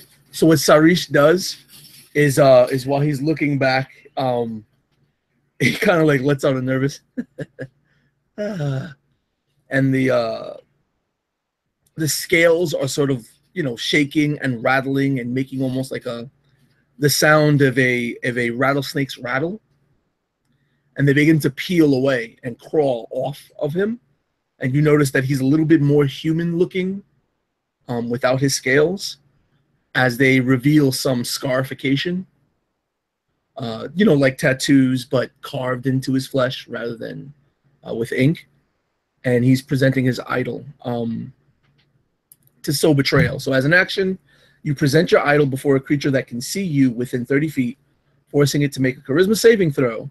On failure, it must use its next action to attack, grapple, shove, or use a combat skill against the creature of your choice, and that it can move to. You're muted. What is your idol save, BT? 17. 17. Ooh, unlucky. You hear not a giggle, not a chuckle, not a laugh, but an exasperated sigh.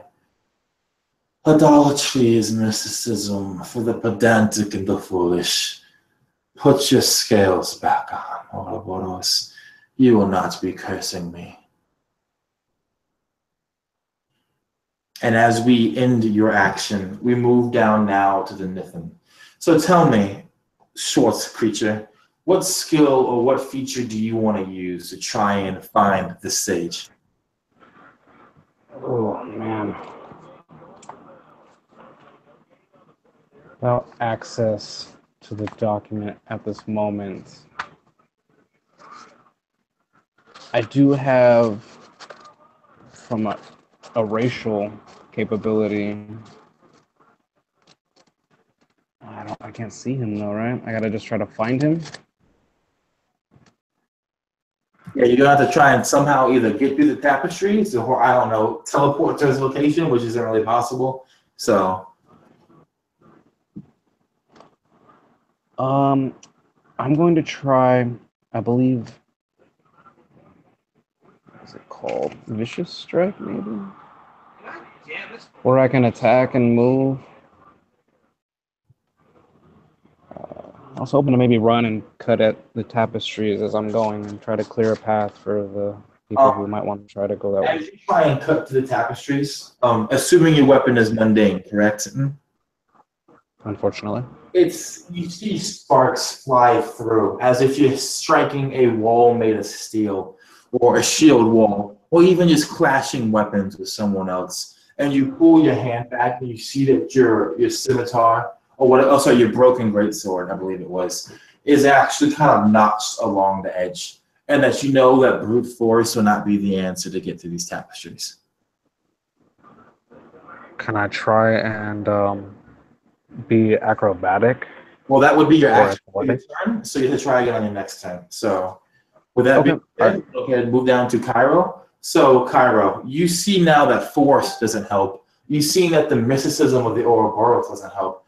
Kairos, what skill would you try and use to try and solve the riddle of this tapestry death room?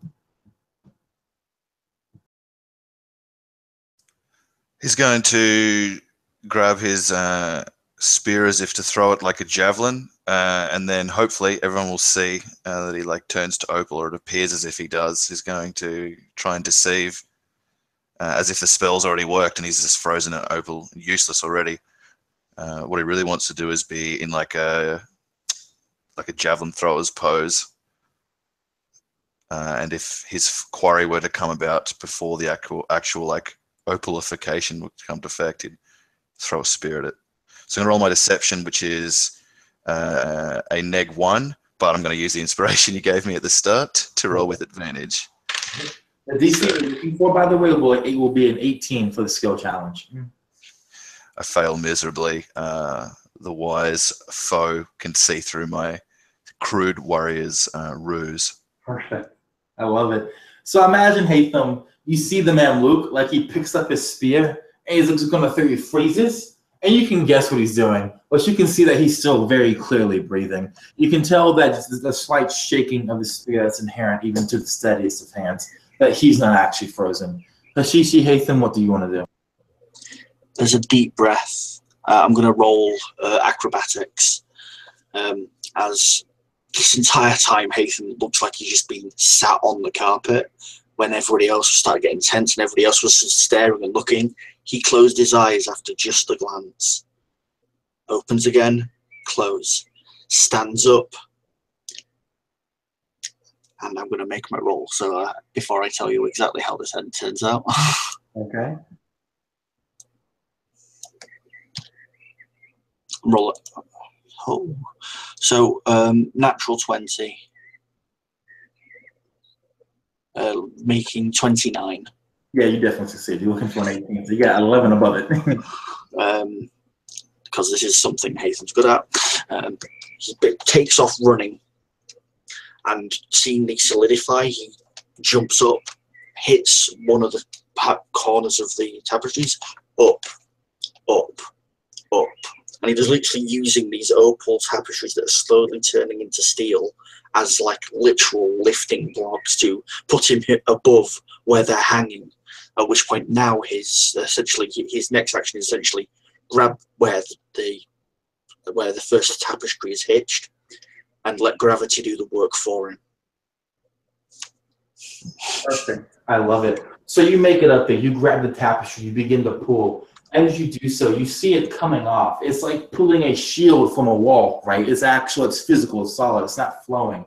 As you pull it down, you hear another disgruntled sigh, but this time no snark comes from the Wish Weaver, and you completely uncover one of the hallways. However, about halfway down through that hallway, you see another tapestry hanging up. So you've made it basically open up one way to make it half the way to where you think this Witch Weaver is. And now we move down to Apahulu's turn. So Apahulu, what are you doing to kind of solve this riddle?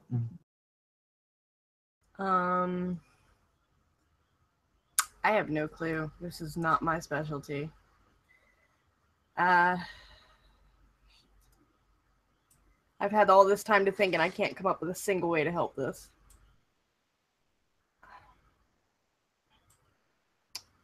I'm just gonna follow Nelson's ideology, and I'm gonna try for haunting musings. All right. Does haunting musings say you need to see them, or that they need to see you or hear you? They need to. Let's see here. Yeah, see, they have to see me. Okay. I'll let you go ahead and do it. So go ahead and what's your idol power DC? 18. All right. Okay. They have a crit fail. So what does haunting musings do? Okay, as an action, I present my idol before a creature that can see me, forcing it to make a wisdom saving throw. On a failure, they hear a haunting musings of my pantheon, which is strange. On a failure, they hear the haunting musings of your pantheon, taking both psychic damage equal to your charisma modifier, which is 5, at the start of every round and becoming frightened of me for 1 minute. So he's got to start running at some point. I must maintain concentration. I love it. You hear what is? I told you, idolatry. I told you that idolatry. Stop interrupting me. I told you that stop interrupting me. You, Ugali. Stop interrupting me! And you hear him getting more and more frustrated. He repeats himself more and more. He becomes more and more frantic. You can hear something beating itself somewhere down that hallway. Something beating itself hard, or something running across the cobblestones, or something doing something.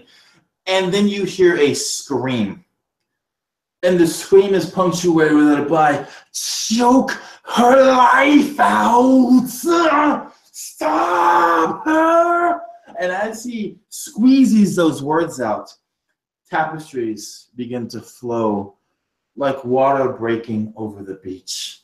And they begin to coalesce around your feet, Apahulu. And they begin to rise up, snaking around your limbs, around your torso. Is he using a legendary action to do this? It's his turn now. Well, I haven't finished my turn. Oh, did you do anything else? Yeah, I'm going to move my full 30 feet into the hallway. So you can only move about 15 feet, which is fine. I can only go 15 with an action? No, it's because the hall is a tapestry happening. Oh, wait, I move as far as I can. Yeah, that's fine. Is that all you do? Yeah, I just wanted to make sure that I moved. And yeah, because the tapestries are basically following you. And like I said, they're wrapping around your limbs and your chest and your neck. And I want to need you to make a Constitution saving throw for me. Sure thing. 1 second. Ooh, ooh, ooh. You have a hard time beating me. Let's see, that's gonna be 22. Perfect, perfect. So you don't begin to suffocate horribly, which is good. You're able to actually pull away and to resist the crushing bindings of these tapestries. And as you turn around, you can see that the patterns now beginning to give off a soft glow in the other room. I need everyone who is not Apahulu. And did you move down the hallway that you created, Hatham? Okay, so I need everyone who's not Apahulu and everyone who is not Hatham to make me a Constitution saving throw. You just either tell me what the number you get is, or you're looking for 18. Just tell me if you fail or not. I took the lucky feat, so I'm going to use one of those charges. All right.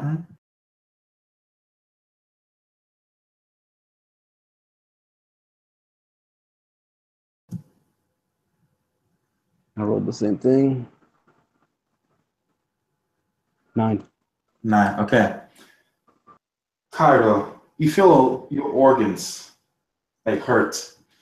The pain is dull, an ache, but it thrums through your body. Cairo, you're only going to take a measly 11 points of necrotic damage. Yeah, the DC was 18. Sarish and the Nathan, it hurts a lot more for you. It's as if your organs, as if the blood traveling through them has turned to silt, as if your stomach acid has turned to sand, as if the stomach lining itself has turned to gravel, as your bodies begin to slowly petrify. Both of you take 22 points of necrotic damage. And no, you still can't see him. You take 22 points of necrotic damage. And you're also going to be considered, everything you move for right now is going to be considered as you're moving through difficult terrain, right? Because your body is, basically your speed is being halved, I guess is a better way to put it, as your body slowly begin to turn to opal. Now, if you didn't know this already, in a skill challenge, when you take damage, your next skill check will be at disadvantage. So with that being said, we go back to the top of initiative order. Sarish, it is your turn. What do you do as your body begins to petrify and turn against you? As that's happening, like the scales that were pulling away and rattling, they start falling off one by one. And as they're hitting the floor, you notice that the other side of the scales, they have many little legs, and there's some sort of insect actually that was covering his body. As Sarish collapses down to a knee, then his other, and then he's just on the floor because he falls to 0 hit points. All right. I also need you to roll me a D8, if you would, because you're taking a wound also as you fall to the ground unconscious, since you took so much damage. If you took more than half your hit points as well, Nathan and Cairo, I also need you guys to roll me a D8. All right, you both seem good then. Ooh, a solid 8. Okay. This will be brought up again, Nelson, if you end up getting stabilized. So you see Suresh fall to the ground, Nathan. You see that his insects have completely stopped squirming, I imagine, and that his eyes are just open and staring out blankly. You can see him vaguely breathing, but you can also tell that he is slowly suffering as you are. So tell me, what do you want to do, Nathan, to try and get out of this death trap? I would grimace for the loss of my comrade, and I would charge down the hallway and attempt to like jump over the tapestry as it's wrapping around her in front of us. You would have to kind of basically charge through it, and as you get close to it, make me a wisdom saving throw. Wisdom. I'm gonna use another lucky. 17. 17. Okay, so you fail. You get close to it. You go to dive through it, and you stop. And the fear that grips you is not the fear of danger. It's not the fear of a weapon or a hidden pattern. It's an instinctual, deeper fear, something that no warrior, that no person can truly escape. And as it grips you, you begin to move backwards away from it. And until you make a successful save, you are frightened of this tapestry, and you cannot move through it no matter what you do. Frightened. Okay. Yep. All right. So now we move down the initiative order. Cairo, it is your turn. You see that the Ouroboros has fallen. He can't move. He's fallen to the magic and the evil of this place. You see that your other friend, the Nighthid, he went to go dive through the tapestry, then he stopped as if he was afraid of it. What do you do, Cairo?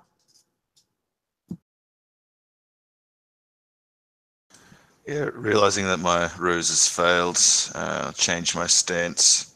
I can see that there's a hallway that's been opened up by the Ouroboros, but it's blocked by a steel-like tapestry. So I'm going to run and charge into it with my shoulder and try and bang into it like an iron door to either swing it up or knock it down to gain passage for. I like it. Make me a wisdom saving throw. Fail you a wisdom saving throw, you mean? Yeah, I rolled a 2, so with a neg 1, that's a 1. That same fear I just described, it grips you too, Cairo. So deep that you just cannot bring yourself to charge through this tapestry. You can't move your feet anymore. In fact, I want you to describe for me what that fear feels like that keeps you from moving forward. Perhaps like a magically induced claustrophobia of multiple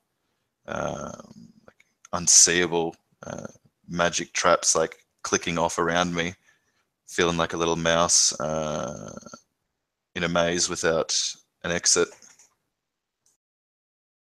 And so his breathing goes quicker until it's his chest and lungs become opal. I love it. That's perfect. So you tell me then, Hatham. You see now that 2 great warriors have attempted to move through this tapestry, and they have been stopped, frozen by fear. What do you do? Hatham, as he takes a step forward, reaches into a pouch just at his kidney level. He pulls a small vial forward. He cracks it up at the tip, and he's activating the mystical pattern of vapor. The hookah washes the mind free of confusion and doubt. I am removing frightened from myself and anyone of my choice within 30 feet of me.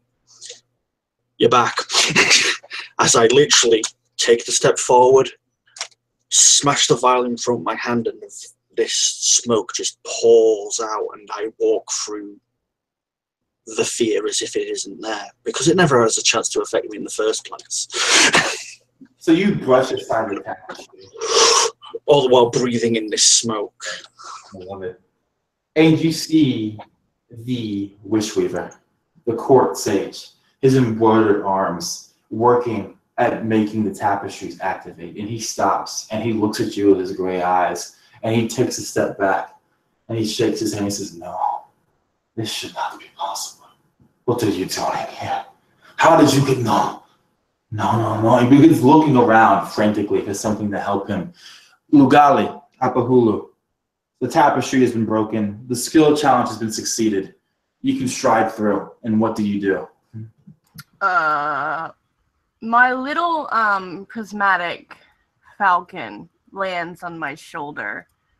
And I kind of just, because I haven't taken any damage, so I'm kind of just standing here strong. I'm good. I kind of, it's almost as if I'm offering it a treat, but there's nothing in my hand. It's just kind of a stroke underneath of the bottom of the beak. And when I do that, its eyes flash, like light has just shone through it. And all of these sounds of pain and anguish kind of around me begin to echo and kind of almost make a song that kind of wraps around me, and it's almost physical. You can almost see the uplifting of it blow against my clothing, and I am using my bird to cast a rhythm pattern, and I need him to make... For that, make sure to make your, if it's minor, to do your DC 18 roll. Mm-hmm. What? You have to do your divining check, remember? The divining power. No, I had no idea. I'm sorry. What do I do? What am I doing here? So, and this is, I guess, is a gift for those watching too. How the magic system works in Subari is that when you divine a pattern, if it's a minor pattern, you have to make a DC 18 check in order to get it. So you can add your spell casting ability to it, or I guess your pattern divining ability to it. So for you, that's going to be your charisma plus your proficiency, and then a D20 roll to try and get over an 18. Okay. Well, okay, it does, so that's fine. Okay, so continuing on with the amazingness of me. Make a what roll? What? Because you said you need to make a roll, correct? No, I'm double checking. It's the grunts, death keels, and pain screams of fighting men make a song for you to divine when the creature you can see within 30 feet takes a maximum amount of damage a weapon can roll against it. The creature must make a Constitution saving throw, there it is, or instantly suffer a heavy wound. All right. So I kind of reworded that one, so that way it would just be a wound. And he fails because there's a 4 on the die. So roll me a D8, Chelsea. Okay. 3. 3? Okay. All right, that one is. You see him stop, you see him pause, and then you see him grab his chest and sag to his knees. And he sputters, what's this? And he lowers his veil so you can see his bearded face. And he spits out blood on the carpets as you deal him a grievous internal injury that puts his body into shock, so that he needs to make a Constitution save on his turns, or else he loses his turns. And he looks up to you, blood dribbling from his lips, and he says, "Your idolatry, that is evil. No wonder you're no longer inside the basin." I continue to walk forward. Question: with Supernatural Warrior, is that like a bonus action, or like, because I just attacked with a pattern technically, but like I'm not sure if I'm allowed to. It's like the extra attack for like for the Shifa. So unless you make an actual attack, so basically you make an attack, you make another one. Gotcha. I just wanted to make sure that I could or couldn't use that. I'm going to continue to walk forward, straight up to him. He holds out a hand. Your friend is dying. Behind you, the Ouroboros. You could not conquer this. If you kill me, he'll die too. Really, though? Really? Go ahead. I was just kind of like commenting sideways, like head kind of cocking to the side. She doesn't even glance back. She doesn't pause. Just, will he, though? Will he? I don't know. I'm willing to take that chance. You can throw away him if you want to, woman. If that's really what you want to do, you demon. But, and he coughs up some blood again. Let me go ahead and make my roll. He fails. And he just keeps coughing up blood. And any kind of like quip or mysticism he had behind him is lost. And since we're still in initiative order, it's going to be your turn, Nithin. So Nithin, clear to the fear and able to stride forward. You see the Lugali towering over this wish weaver, the sage who's coughing up blood. What do you do? How far is he from me? You can reach him with a movement. Oh, okay. Then I'm gonna have at him. I'm gonna charge him with the great sword over my shoulders. Oh, a shoulder. And then as I get there, I'm gonna pull down my other hand, a two-handed weapon. So you're gonna have advantage on that. Are you using combat tactics as well, or no?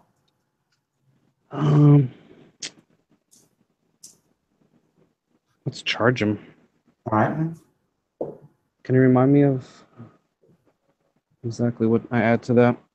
1 second. It's just gonna be a no more attack roll for right now, but it's gonna have this effect depending on what you hit. Okay. And since you also have advantage because technically he's prone on the ground. Okay. I'll take that. 24. 24, and you charge. Okay, so you're rolling damage as if it's a critical hit, so you just basically roll critical damage. Okay, so 4 of these.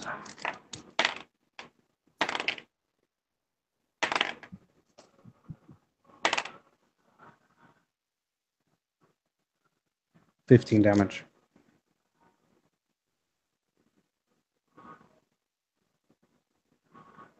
Describe for me what it looks like as you kill the Wish Weaver. I bring down the great sword, cleaving him through his melon, bisecting it, and then probably like sticking somewhere in the top of his like collarbone area, midsection, not being able to completely cleave through him. Brain matter and blood splattered on the carpets, on everything. And Hatham, you see this happen. And I want you to tell me, Hatham, what your reaction is to this and why exactly you have that reaction. There's a long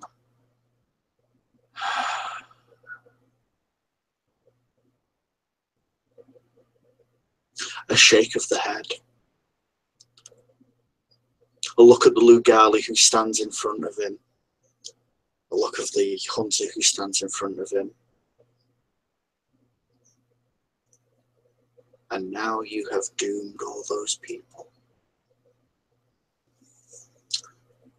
And then 2 knives just very quietly slip into hands. You have doomed all of them.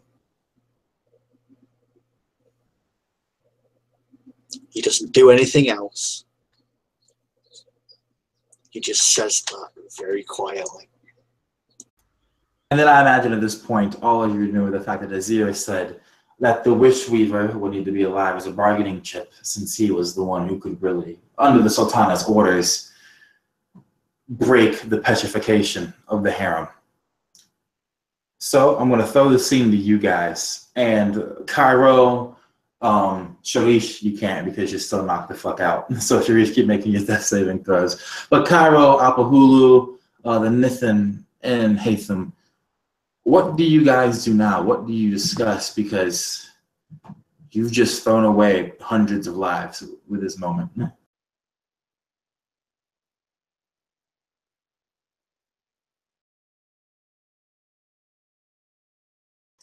Begin breathing like more regularly, trying to catch my breath, and rush over to the Hashashin to hear what he has to say. I would still be like mute underneath the mask. Would just go to stand before him.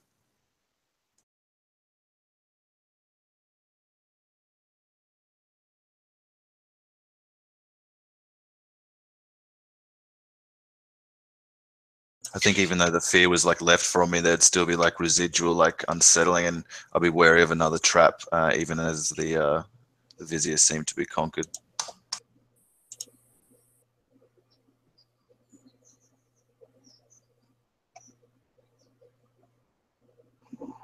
I'll jar the blade from his corpse and begin to wipe it clean on my red cape.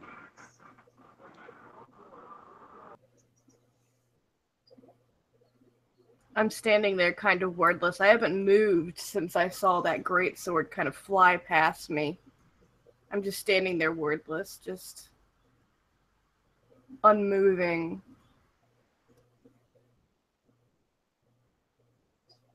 And then slowly turns her head to the side and whispers, "Why?"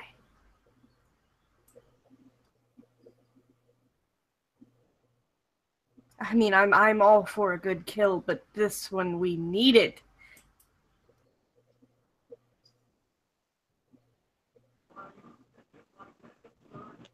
I found fear in him. Fear that had to be broken. It's almost understanding. Hatham nods once. Nods twice. Looks at the Lugali and stabs you. Chad. Just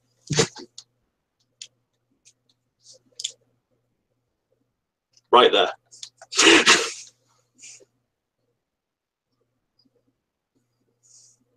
So the PvP begins. So the PvP begins. Sorry. we're basically back in initiative order at this point. Right now it's just between you two. So we're going to quickly move the camera back. Sarish, what happened when you fell unconscious, and what happens when you come back up and you see no one is in the room with you? I think because he's conscious, you would actually see a small viper, like right on his upper chest by his neck, just like swaying back and forth, almost as if mesmerized by a snake charmer's flute. But it's in the reverse. As Sarish opens his eyes, he starts getting mesmerized by the viper. And the viper is his dissonant companion. And once he notices he's still alive and he's still in this form, he just starts giggling and beginning to hum that song that he sang when he was in the room filled with the Opal statues. And you can see that one of the hallways is clearly unveiled. And you can see, well, you can't really see what's going on, but you can hear talking, or sounds at least. Do you move towards that way, Suresh? I want to roll the pattern. Go ahead. For my dissonant, because I actually got the recovery pattern. All right, so go ahead. And I know that's supposed to heal you, right? Yep. All right, so do I add anything to the roll? Yeah, you're gonna add your charisma plus proficiency. Oh yeah, that's like a 20-something. All right, perfect. All right, so I imagine you're using the dance. Yeah. What you mean? Okay. The dance, I think it removes a temporary wound, if I'm correct. Or it heals you. It's one of the two. Actually, no, it definitely heals you. It heals you 2d8. So go ahead and roll your 2d8 and add your card to it. Describe for me what it looks like as you heal yourself before you begin moving after your party. Wait, hold on, 7, 5.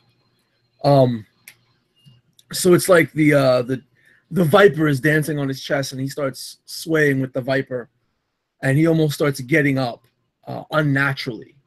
You know, like his back just levitates a little off the floor, almost like as if his body was the body of a viper.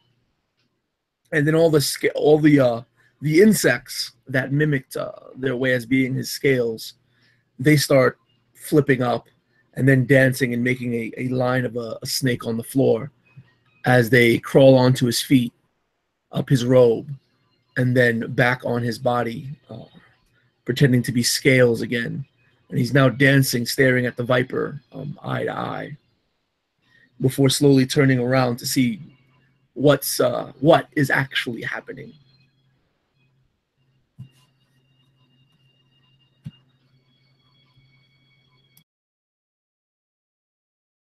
Perfect. Then make your attack roll. And Chad, two things. What's your AC? And what's your 14. HP? 14? Yeah, and right now I'm at 42 HP. All right. And what's your max HP? 64. 64. All right.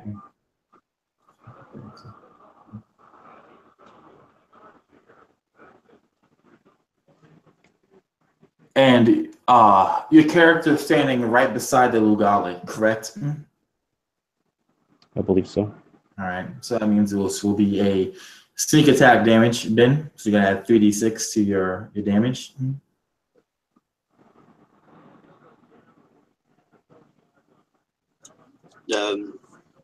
Unmodified 20 on the hit.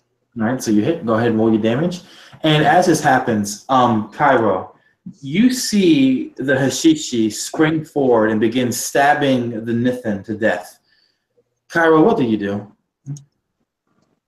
Oh, well, I kind of like follow the Hashin, like we're from like represent the same brotherhood, but the Nithin just saved our lives. Like we're about to all suffocate and turn into Opal, and like, what do we care of these 100 people's lives or whatever? Like we've slaughtered thousands between us, and so I'm like, want to stop him by killing him because of that, but then I'm just killing another one, so I'll turn away. This is the first time in history that Nico has went against PvP, and as Cairo turns away, tell me, Apahulu, what are you doing as you see this scene begin to play out in front of you? I disconcern myself with it and step over the dead body of the sage and what I would presume would maybe be books of some sort. There has to be some origin of his power, some document of it, and that's what I'm searching for. I don't give a shit that they're about to heal each other. We have a very interesting scene playing out here. Is that a man jumps on a short-statured, heavily jeweled figure and begins to try and stab him to death. Meanwhile, this godlike creature begins to read through books. Cairo the Memluk turns away, and Sarish, this is what you see. So Ben, Hatham, what damage did you roll?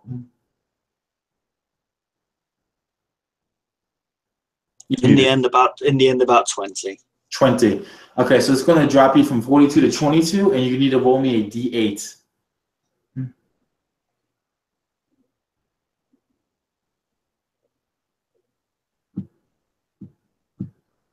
What was that? Sorry. Okay, so that means you are now going to be put not into shock, but you're almost completely dazed as he starts stabbing you and you fall prone. Every time you take damage from here on, you will continue to fall prone. Every time without fail. And as the actually go ahead, you described it earlier. As the daggers come free of your body, tell me, Amarat, what do you do? I'm sorry, what? He was talking to me. I'm up. I'm sorry, I thought... ooh, my bad. I believe. You speaking to me? Marquise? Yeah, most definitely.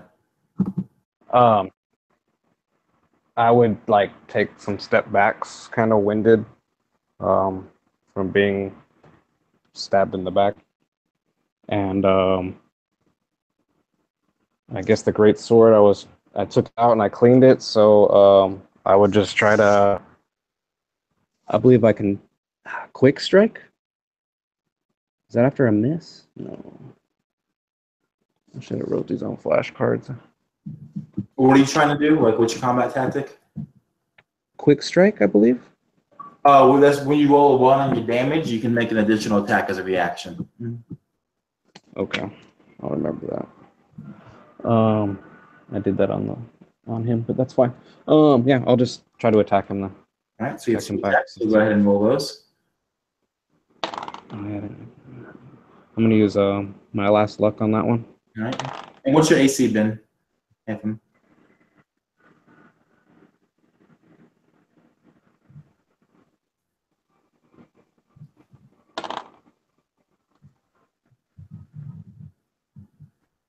$15. 13 and 15. You got a 15 and a 15, you said? Yes. All right, so both of those hit. So go ahead and roll your damage. And tell me, Hatham, what does it feel like? What happens as he lands 2 death blows into you?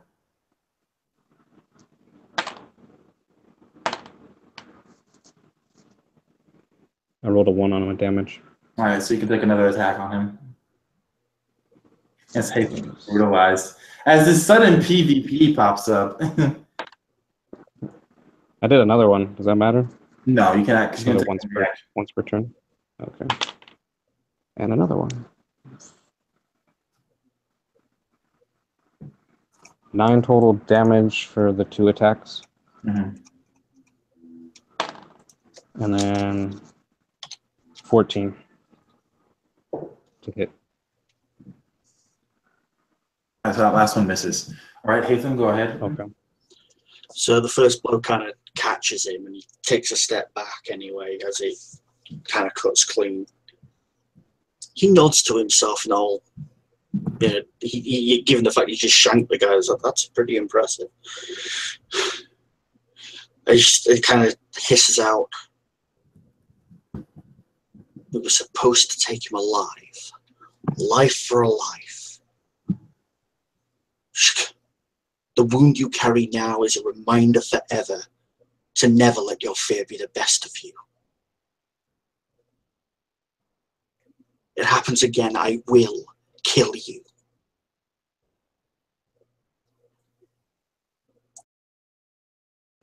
I fear I would have gotten the best of me. I would have ran the other way. Instead, I run at him. But you would still him. be alive. And so would these people. Neither way, you deserve what you get. Do you not understand? This woman, Sultana, she turned them into this that you see. If she can turn them into that, she can unturn them. We do not need this. I end him before he end us. You do not understand. And at which point he starts to search and kind of looks at the wound. There are rules. You follow the contract or your life is forfeit. I guess I misunderstood something. I don't remember No, that I being think in the we're all contract. misunderstanding what's going on, because like at one point, like just like out of character, like at one point, like it was like he's a bargaining chip, like he's the one that had control over the Opal people, and then another point, it was like really clear that like Dude Man's viewpoint over here was right, that we were told that the Sultana was doing it. So I think we're getting like really confused because we've been told 2 different things throughout the story. Yes, you have. This is intentional. We were told to keep them both alive. That's all Haytham knows. I thought the contract was to meet that guy covered in marble dust, and then he told us what we needed to do to get her, and he explicitly said he preferred her alive. Preferred her alive. Yeah, and he the didn't contract was to care. go and take care of her. All I know is that in that the little entryway to the hall, Sari's just standing there, wounded, leaning, rubbing his chin. Suga says, "What's with all this meta?" So I'm in character. I'm going to go in character to discuss this. The Lugali's kind of poring over pages and texts and tapestries in this room, and she suddenly stops and she places a hand down on a book and closes it shut, and she looks behind and she says, I can't say your name again, Ben. Say it for me. Your character's name. Haytham. Haytham. Wait. And she looks over and she stands and rises to her full height and she says, I think I understand something. Not all is lost. These people, you knew when you joined up with me that I did not care to save these people's lives, and we explicitly asked if we could not save them, was it enough to simply turn her? And he said yes.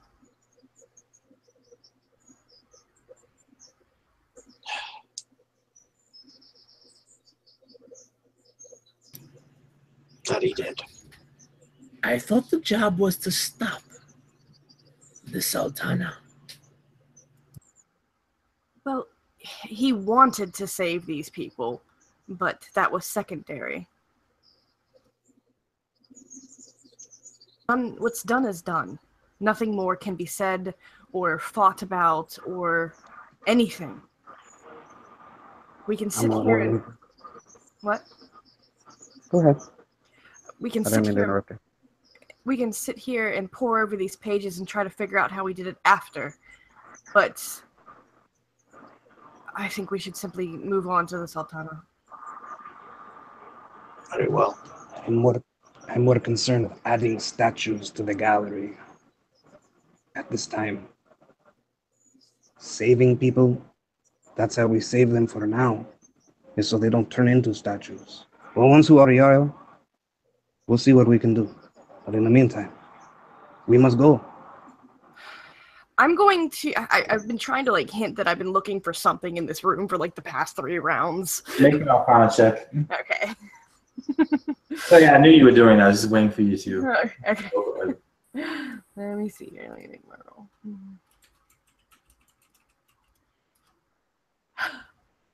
Can I use... Ooh, hold on. I think I can use something special. 1 second. 1 second. This might be exciting. Where is it? Where is it? Where is it? Where is it?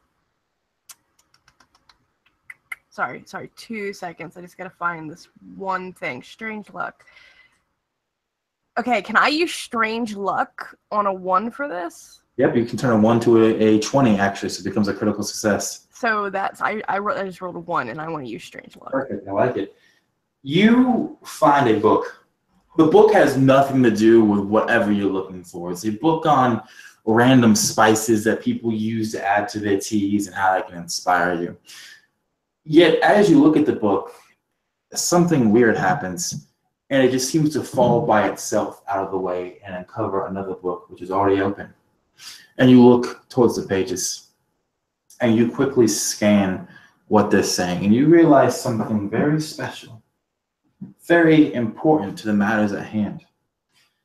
You find the codex that the Wishweaver was using to record all the patterns that he's learned and that he's mastered. Specifically, you find in the middle of the codex, you find the pattern of opal petrification that he's been using on people.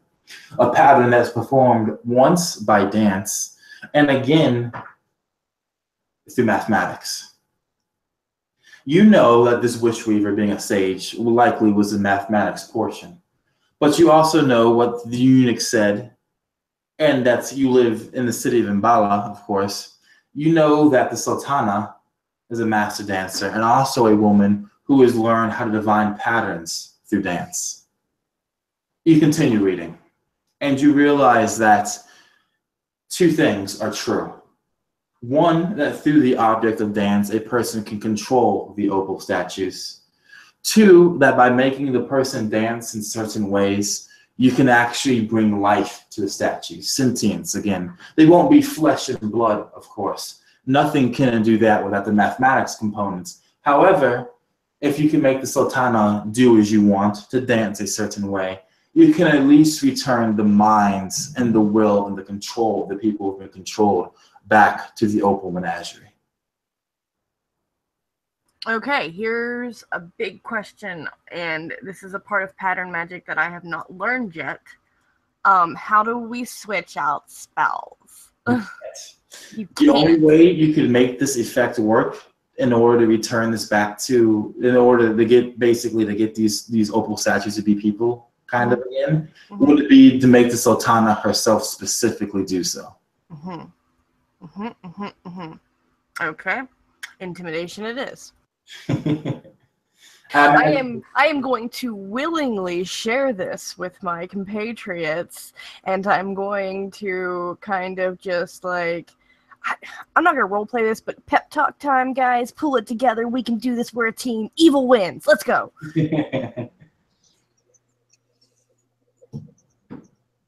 Go ahead, Haytham. I was just shrugging, apparently. Bounced off my mic. So you guys return to the carpet. You return to the main palace. And you follow the directions you were given way at the beginning of this game to reach the bathhouses. You know you're getting close because the steam fills the hallways. You can hear the rushing of water. You feel the heat increasing. As you turn the corner, you go through a massive gateway with no doors or tapestries.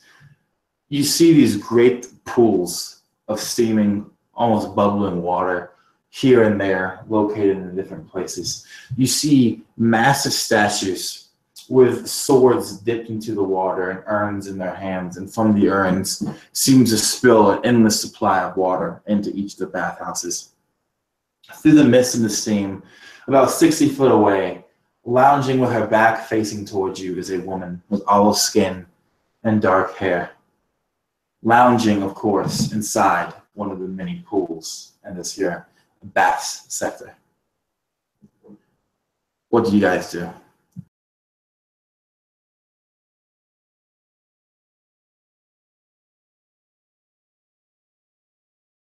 I think, oh God, Sarish will actually disrobe. And as he does so, he drops the robes, and then you see all the little scales start to run off his body and, find refuge in the robe as he'll actually enter the bath. The moment, are you trying to enter her specific bath? Well, you said this is a bathhouse, right? So each bath is. Like I said, there's several pools and baths everywhere. She's in at the backmost one. So do you want to go to that one specifically? But they're all. I mean, if I remember the culture, they're all really large, right? Yes, they're massive. Yeah, so the same bath that she's in. As you approach it, one of the statues with the urns pouring water, it pulls its sword out of the water and slams it into the ground in front of you. She doesn't bother turning to look. But regardless, the sword will be in your path for getting into the bath, stopping you. I can do something when I have a flash that does damage when things move. Mm-hmm. You're trying to damage the statue? Yeah. Okay. Like, what is it called? As you look that up, what are the rest of you doing as you see the statue stop the Ouroboros from entering into one of the baths? I'm going to announce myself. I'm going to walk through like the winding bath paths. And as I do so, I say with kind of like this just like loud and proud voice, I am Apalu, first of her name, fifth Imam of the era of man, leader of the Awilu, keeper of the old ways, and... I do not care, Lugali. She still doesn't turn to face you. And you have pissed me off. I turn back towards Cairo. I just do a head twitch.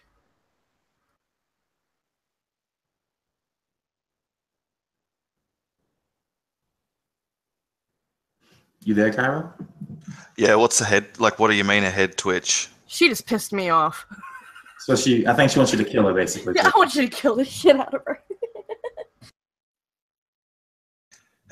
But don't we need her? Won't you just say we need her before? Okay, don't kill her, but like, like hurt her real bad. It's the divine head twitch of please maim this person for me, slave. I'll take off my mask and kneel before the statue and say, "My queen, we come to beg you return those opalized back to life." Opalized. That's a beautiful word, slave. I will talk to you instead of that garnish master you brought into my pools. And she still doesn't turn to face you, Kyra, when she says that. And she continues saying, tell me, slave, why would you want those I've turned and made everlasting, immortal? Why would you want them returned back to flesh that can age and wrinkle? I do not. I don't care. But my master bid me come and see this, so and so I shall. Then entertain me, slave. Why does your master care? And don't ask him, that's cheating. Who knows? It is not my place to care, simply to do. You are a sword looking for a controller, this. A sword meant to be swung, and she's the one swinging? I don't even know if it's a she. I say, I don't care. I serve the Brotherhood. You serve the Brotherhood. And what does the Brotherhood say? Go and do what the marbled man told me. And what does the Brotherhood get in return, do you know? That he just shakes his head, trying And to make it find it like infinitely clear to her that he's their pawn. you interest me, Pan.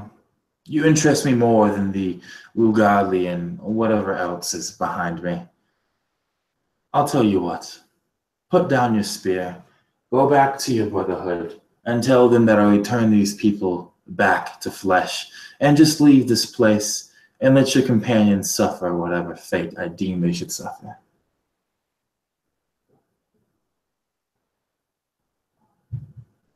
I would need proof of your words, great queen, he would say, like while he's still kneeling down, like knuckles down on the steamy floor. If you would like, I could lead you back to my menagerie, and I can show you what I can do to return them.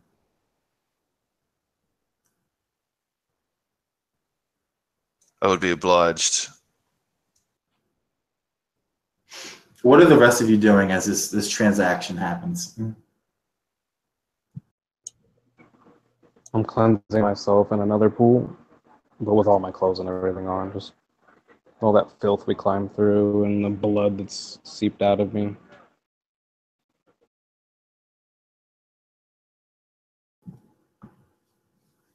And Apahulu, Suresh? Well, I don't know what happened with the statue. I typed it in chat. Oh, so yeah, the jerk. Basically, it failed its save. You see cracks like spider web through its body. All right, so as the statue itself cracks, obviously taking that damage, Sarish, because it sounds like a huge statue. So Sarish will kind of like lean on the formed blade as this is going on, and actually intrigued that the silent one is actually speaking up. He just literally just leans on his hand and watches this go on. Like throwing out those little interesting. Just examining what's happening. And Apahulu, what are you doing? Trying not to kill her. Hashim? Sahitham? Not really much you can do except like look for a better angle or wander back to the menagerie and hope this works. He's choosing the second one. Perfect. The Sultana steps out of the pool and she turns to face you all, but she doesn't look at any of you. You see that she's beautiful. Her body shapely. You can tell actually from the faint lines of scars that someone or something has actually went in with a knife and with patterns and changed how she looks. She snaps her fingers and much of the vapor around her becomes a diaphanous, again, cloak as she pulls to cover her nudity. And she just strides past all of you with the same elegance that you've seen Apahulu move through during this entire crawl through the palace. And assuming you guys follow her, you find yourselves back where this all began, the Opal Menagerie. The moment you guys enter, you see the vizier look up, Azir, and his face blanches again.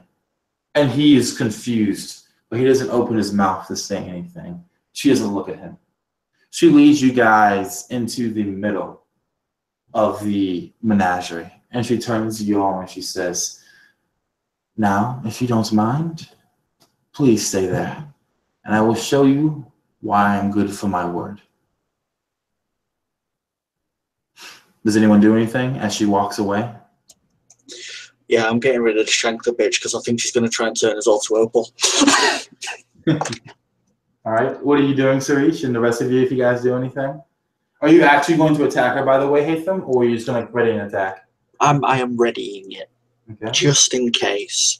I've not been very good with people keeping their word recently. Okay.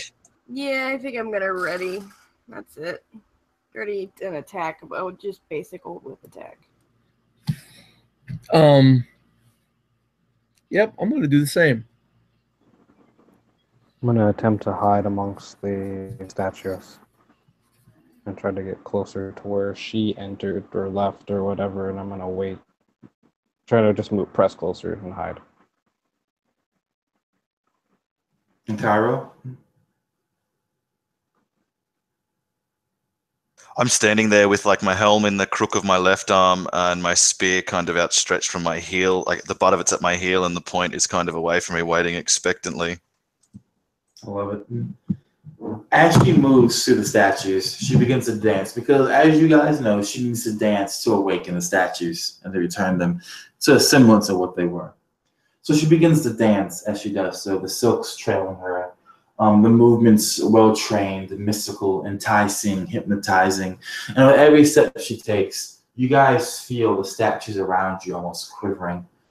And the vizier stands up and begins to slowly move away, not out of some reason as if he's trying to betray you or anything, but if you turn and look at him, you see pure fear in his eyes. And then the hand of an opal statue grabs his shoulder and stops him. The Sultana turns and her hands come down like this, and as they do so, every single head of the statues turns to you all. The Sultana says, almost lazily, in fact, 5 people come into my court. They ask me, they demand me, they try to entice me to do this and to do that. Lugalis are always so garish. Oh, Boros, so ugly. Nithans, no. And humans, well, I have the best here immortalized. Yes, I will give them a semblance of what they were, Mamluk, as you asked. But as for returning them to flesh, no.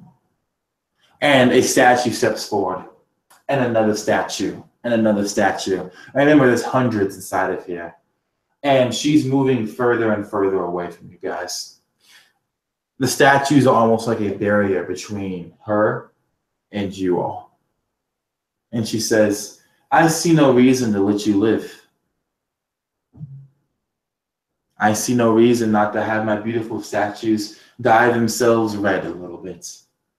And you can tell the statues now are not moving aggressively because they're statues, of course, but they are moving to surround you all completely, right? What do you guys do?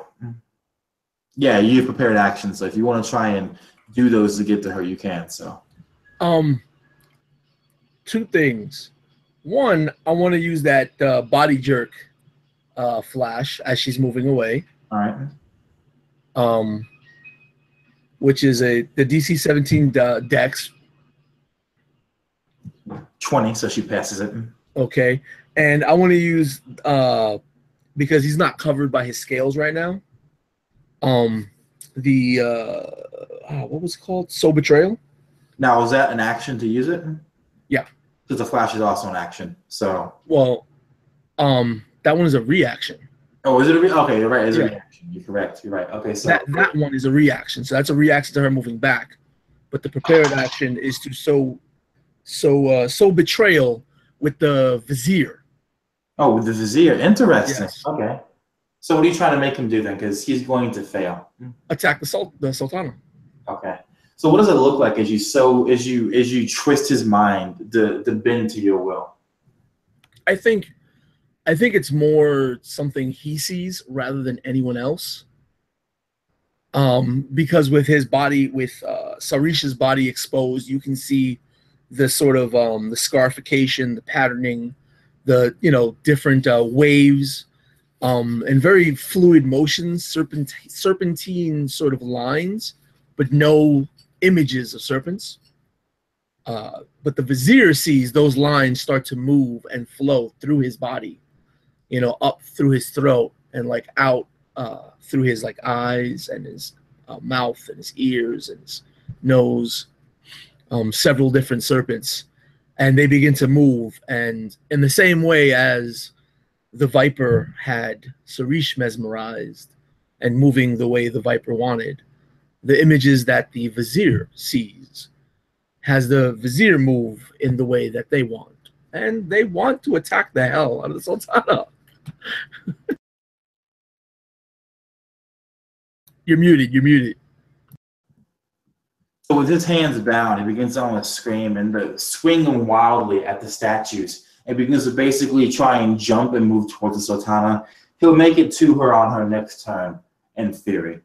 Why are his hands bound? Because you guys tied him up earlier, remember? No, we didn't. No, we didn't. Oh, you didn't tie him up. Okay, then. Nope, we just threatened him. Yeah, remember when he put his hands out, I took them, spun him around in a dance move and kissed him? All right. So then he's just basically crawling his way forward, running to wildly attack the Sultana. He'll make it there on his next turn, in theory. Next ready action is going to be yours, Apahu. So what are you doing? My pretty little falcon of prisms. You hear that falcon screech, that soaring kind of screech, and it kind of flies up into the air a little bit, and it kind of just hovers central over the room, over the statues, over her, over us, and it dives straight towards the floor. And when it does so, all you hear is like the sound of like steel against steel, and I'm doing a rhythm pattern. Right. So roll your DC 18 for that. Yeah.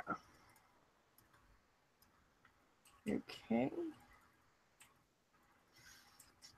What do I add to it? Proficiency? Charisma proficiency. Okay, I pass. Okay. So what do I need to roll for that? Okay, so what we are doing is a Constitution saving throw. Everybody. And the DC is 18 or 17? 18. She fails. Okay. Oh, that's all the little statues too. All right. The statues, if it's the blindness effect, the statues. It's not. It's a damage. All right. So I'll read this to you. By striking steel against steel, you create a thunderous sound. Creatures that can hear it must make a Constitution saving throw or take 3d6 thunder damage, be knocked prone and deafened. Ooh, okay. So that's everybody then. So everybody has to make that DC 18, including myself, which I'm about to do. So this thunderous echo basically blasts through the entire menagerie. How much damage is it? Okay, I just barely passed it. Okay, the damage is 3. Roll a grand total of 3, 4, 5, 6, 7, 8. 8. 8. No. 8 plus 9 is 17. 17. So for everyone who had below an 18, you take 17 points of thunder damage. Everyone above, I don't think it says you take half, so you take nothing then, correct? Let me clarify that real quick. It's either you make it and take it, or you don't. It says nothing about halved. Okay, good. So if you failed, you take, was it 16, 17, 18 points? 17. 17 points of thunder damage. Your ears begin to bleed as you become temporarily deafened and you're knocked to the ground. So as this happens, the Sultana too is sent blasting backwards. The Vizier is sent blasting backwards, and when he hits the ground, he's completely limp because this man was by no means a fighter and he was already old. With that being said, tell me, Almatwa, what happens to you when you're blasted into the ground? I saved.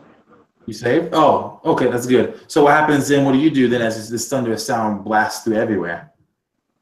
I try to get closer to the Sultana. Okay. So you make it about halfway close. You're about halfway there to her. The statue is just basically being like an immobile wall for you to get through. Though you do feel an increase of danger with all these animated statues, their heads following you as you move through them. I will dash as a bonus action. All right. So you make it to her. And then I will hit her with the blunt side of my greatsword. All right. So you're doing basically non-lethal damage.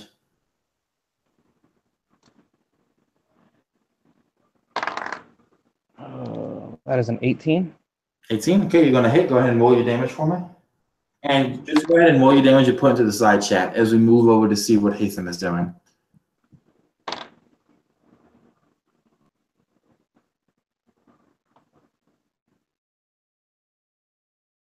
So Hatham, you're muted. Can I see the Sultana?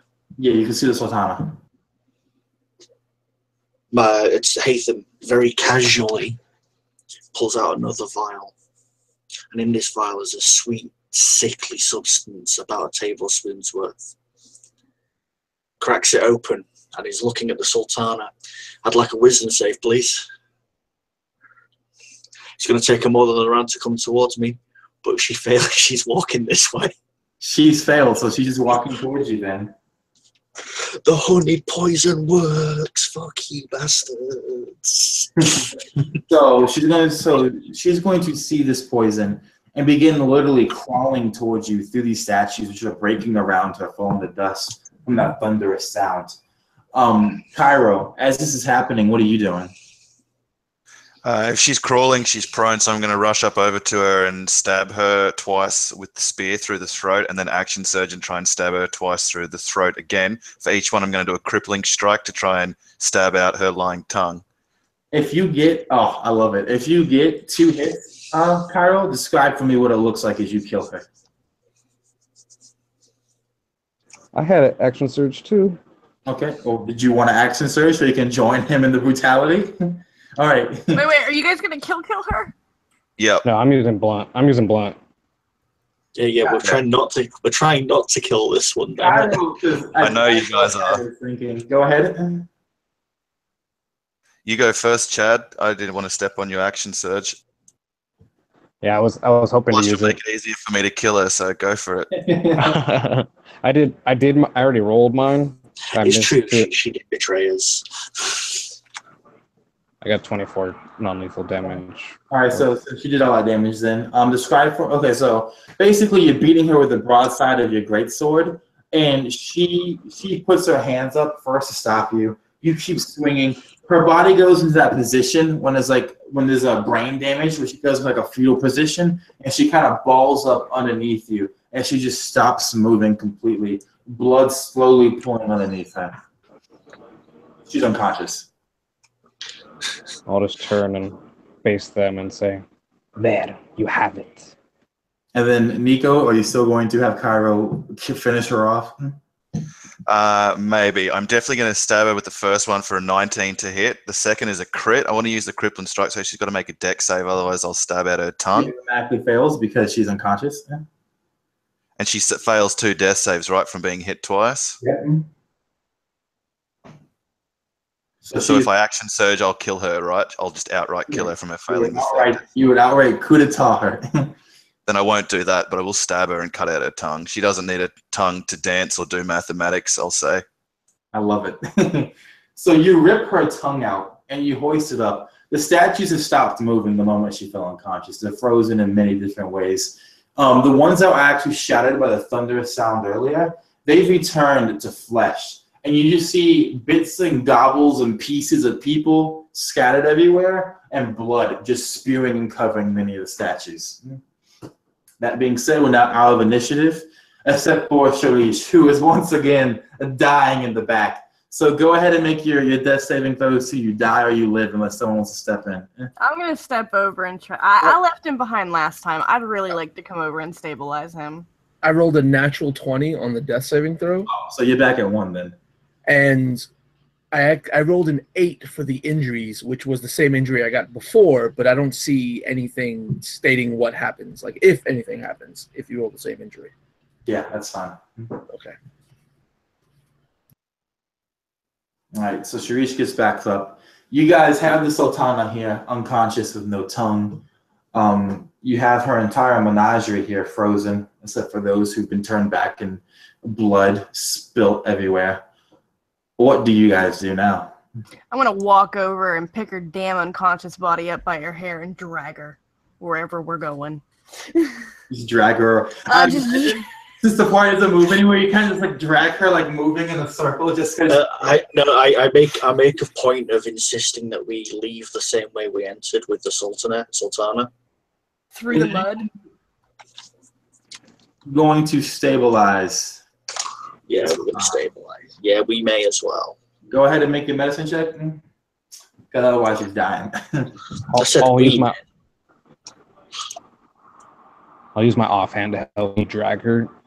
All right. So what did you get, Ben? You need a 10 or higher on a wisdom check, I mean. Is anyone going to help Hayam? That is not dragging her. Haytham, I mean. Is anyone going to try and help Haytham? Oh, I thought Yeah. he had one hit point. No. 71. They got he's on down. No, sorry, 17, not 71. 17. Okay, so she's stabilizing no matter what. Wow, I knew the numbers are all. I just said it the wrong way around because it's goddamn early. Perfect. So she's stabilized. What do you guys want to do with her?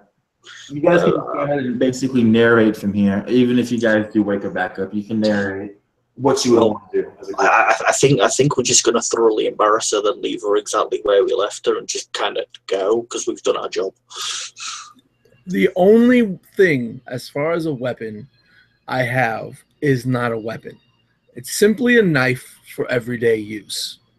Or in this case, for cutting off the little toe on either side of the Sultana to prevent her from ever dancing the way she did from that point forward. That's fair. I will stand over you with a spear leveled at anyone who tries to stop you doing that. That's fair. No, I'm quite happy to let him do that. I That seems paused like in my dragging long enough for him to do that, and then drag her around some more. I'm making sure she's explicitly not dead. As long as she's I'd not ask dead, him- right? Why don't you just cut Wait, off her no, feet? no. The little toe is much more embarrassing. So here's what I'm going to do this Basically, here, actually. we're going to the pain. So here's clearly we've won the day. Clearly. But insult to injury and all that. I say we drag her out, as you suggested, the way we came. Post her up for all her city to see. And then go and collect our reward. Do you guys agree with that? Yeah. We should take some of the crumbled opal so they can stone her with it. Oh, good idea, yeah. There isn't any crumble opal, though. It'll turn back to fleshy bits, remember? And gore and Oh, yeah. blood and entrails after they were exploded. So, as you guys go to leave this room, I want you to tell me something, Cairo. If you're a Mamluk and you've been sworn to protect a person, what do you do when you see people dragging that person around, tongueless and bleeding? Lol. I protect her Wait. from the ravenous hordes who might want to deal further vengeance and justice upon her. Perfect. You guys drag her out through the opening. As you do so, Except me. except you. All right. What the hell thing is bugging out? Can you guys hear me? Yes. Yeah. Okay, the mute button kept flashing. Anyway, I'm staying behind while they're adding insult to injury. All right. And doing my best to like hammer the knife into the heart of every statue to kill them and see if they transform out of their opal state when dead. So as you're going around experimenting with this creepy magic and mysticism and basically turning people back to flesh and killing them, the rest of you step out with the Sultana firmly in your hands, dragged along the ground. Now, when the Sultana and all the statues began moving, of course, there's a lot of noise. And of course, the thunderous screech of the bird earlier made every noise. So it should be no surprise that logically, the Mamluks and the other guards that you see before you have all gathered. Of course they would be here. There was too much sound going on, and even the vizier could not keep them away from this. And when they see you carrying their precious Sultana by her hair, bleeding and tongueless, naturally the Mamluks all draw their scimitars. An entire palace's worth. Dozens, hundreds, many of them. And what happens next will not be described. But there are poems, and there are plays, and there are tales of these devilish creatures created by the god of Test, the Test of Sultana, to make sure that she was truly honorable. And she must have been, for at the end of the day, she was the one who lived, though mute, though crippled, but now honorable and just. And those who tried to assassinate, kill, and brutalize her were summarily slaughtered by her Mamluk guards sent by the god to protect them, or at least that is how it is told in the stories. Whether it is true or not, really only Sarish can know, and any survivors of the incident. That being said, that is where we go ahead and end tonight's game of the Sultana's Opal Menagerie. For those who watched the entire way through, I hope you guys enjoyed the game. And that being said, please stay tuned because there will be more playtest happening in the future through Subari 101 Nights of Wonder. If you want to kind of get in on the playtest, just send us a message and we can work something out with you, hopefully, maybe. And if not, you can do the public playtest yourself when the document drops in the next week or two. So that being said, my name is Marquise Hardis. These are my lovely players, and I hope you guys stay inspired.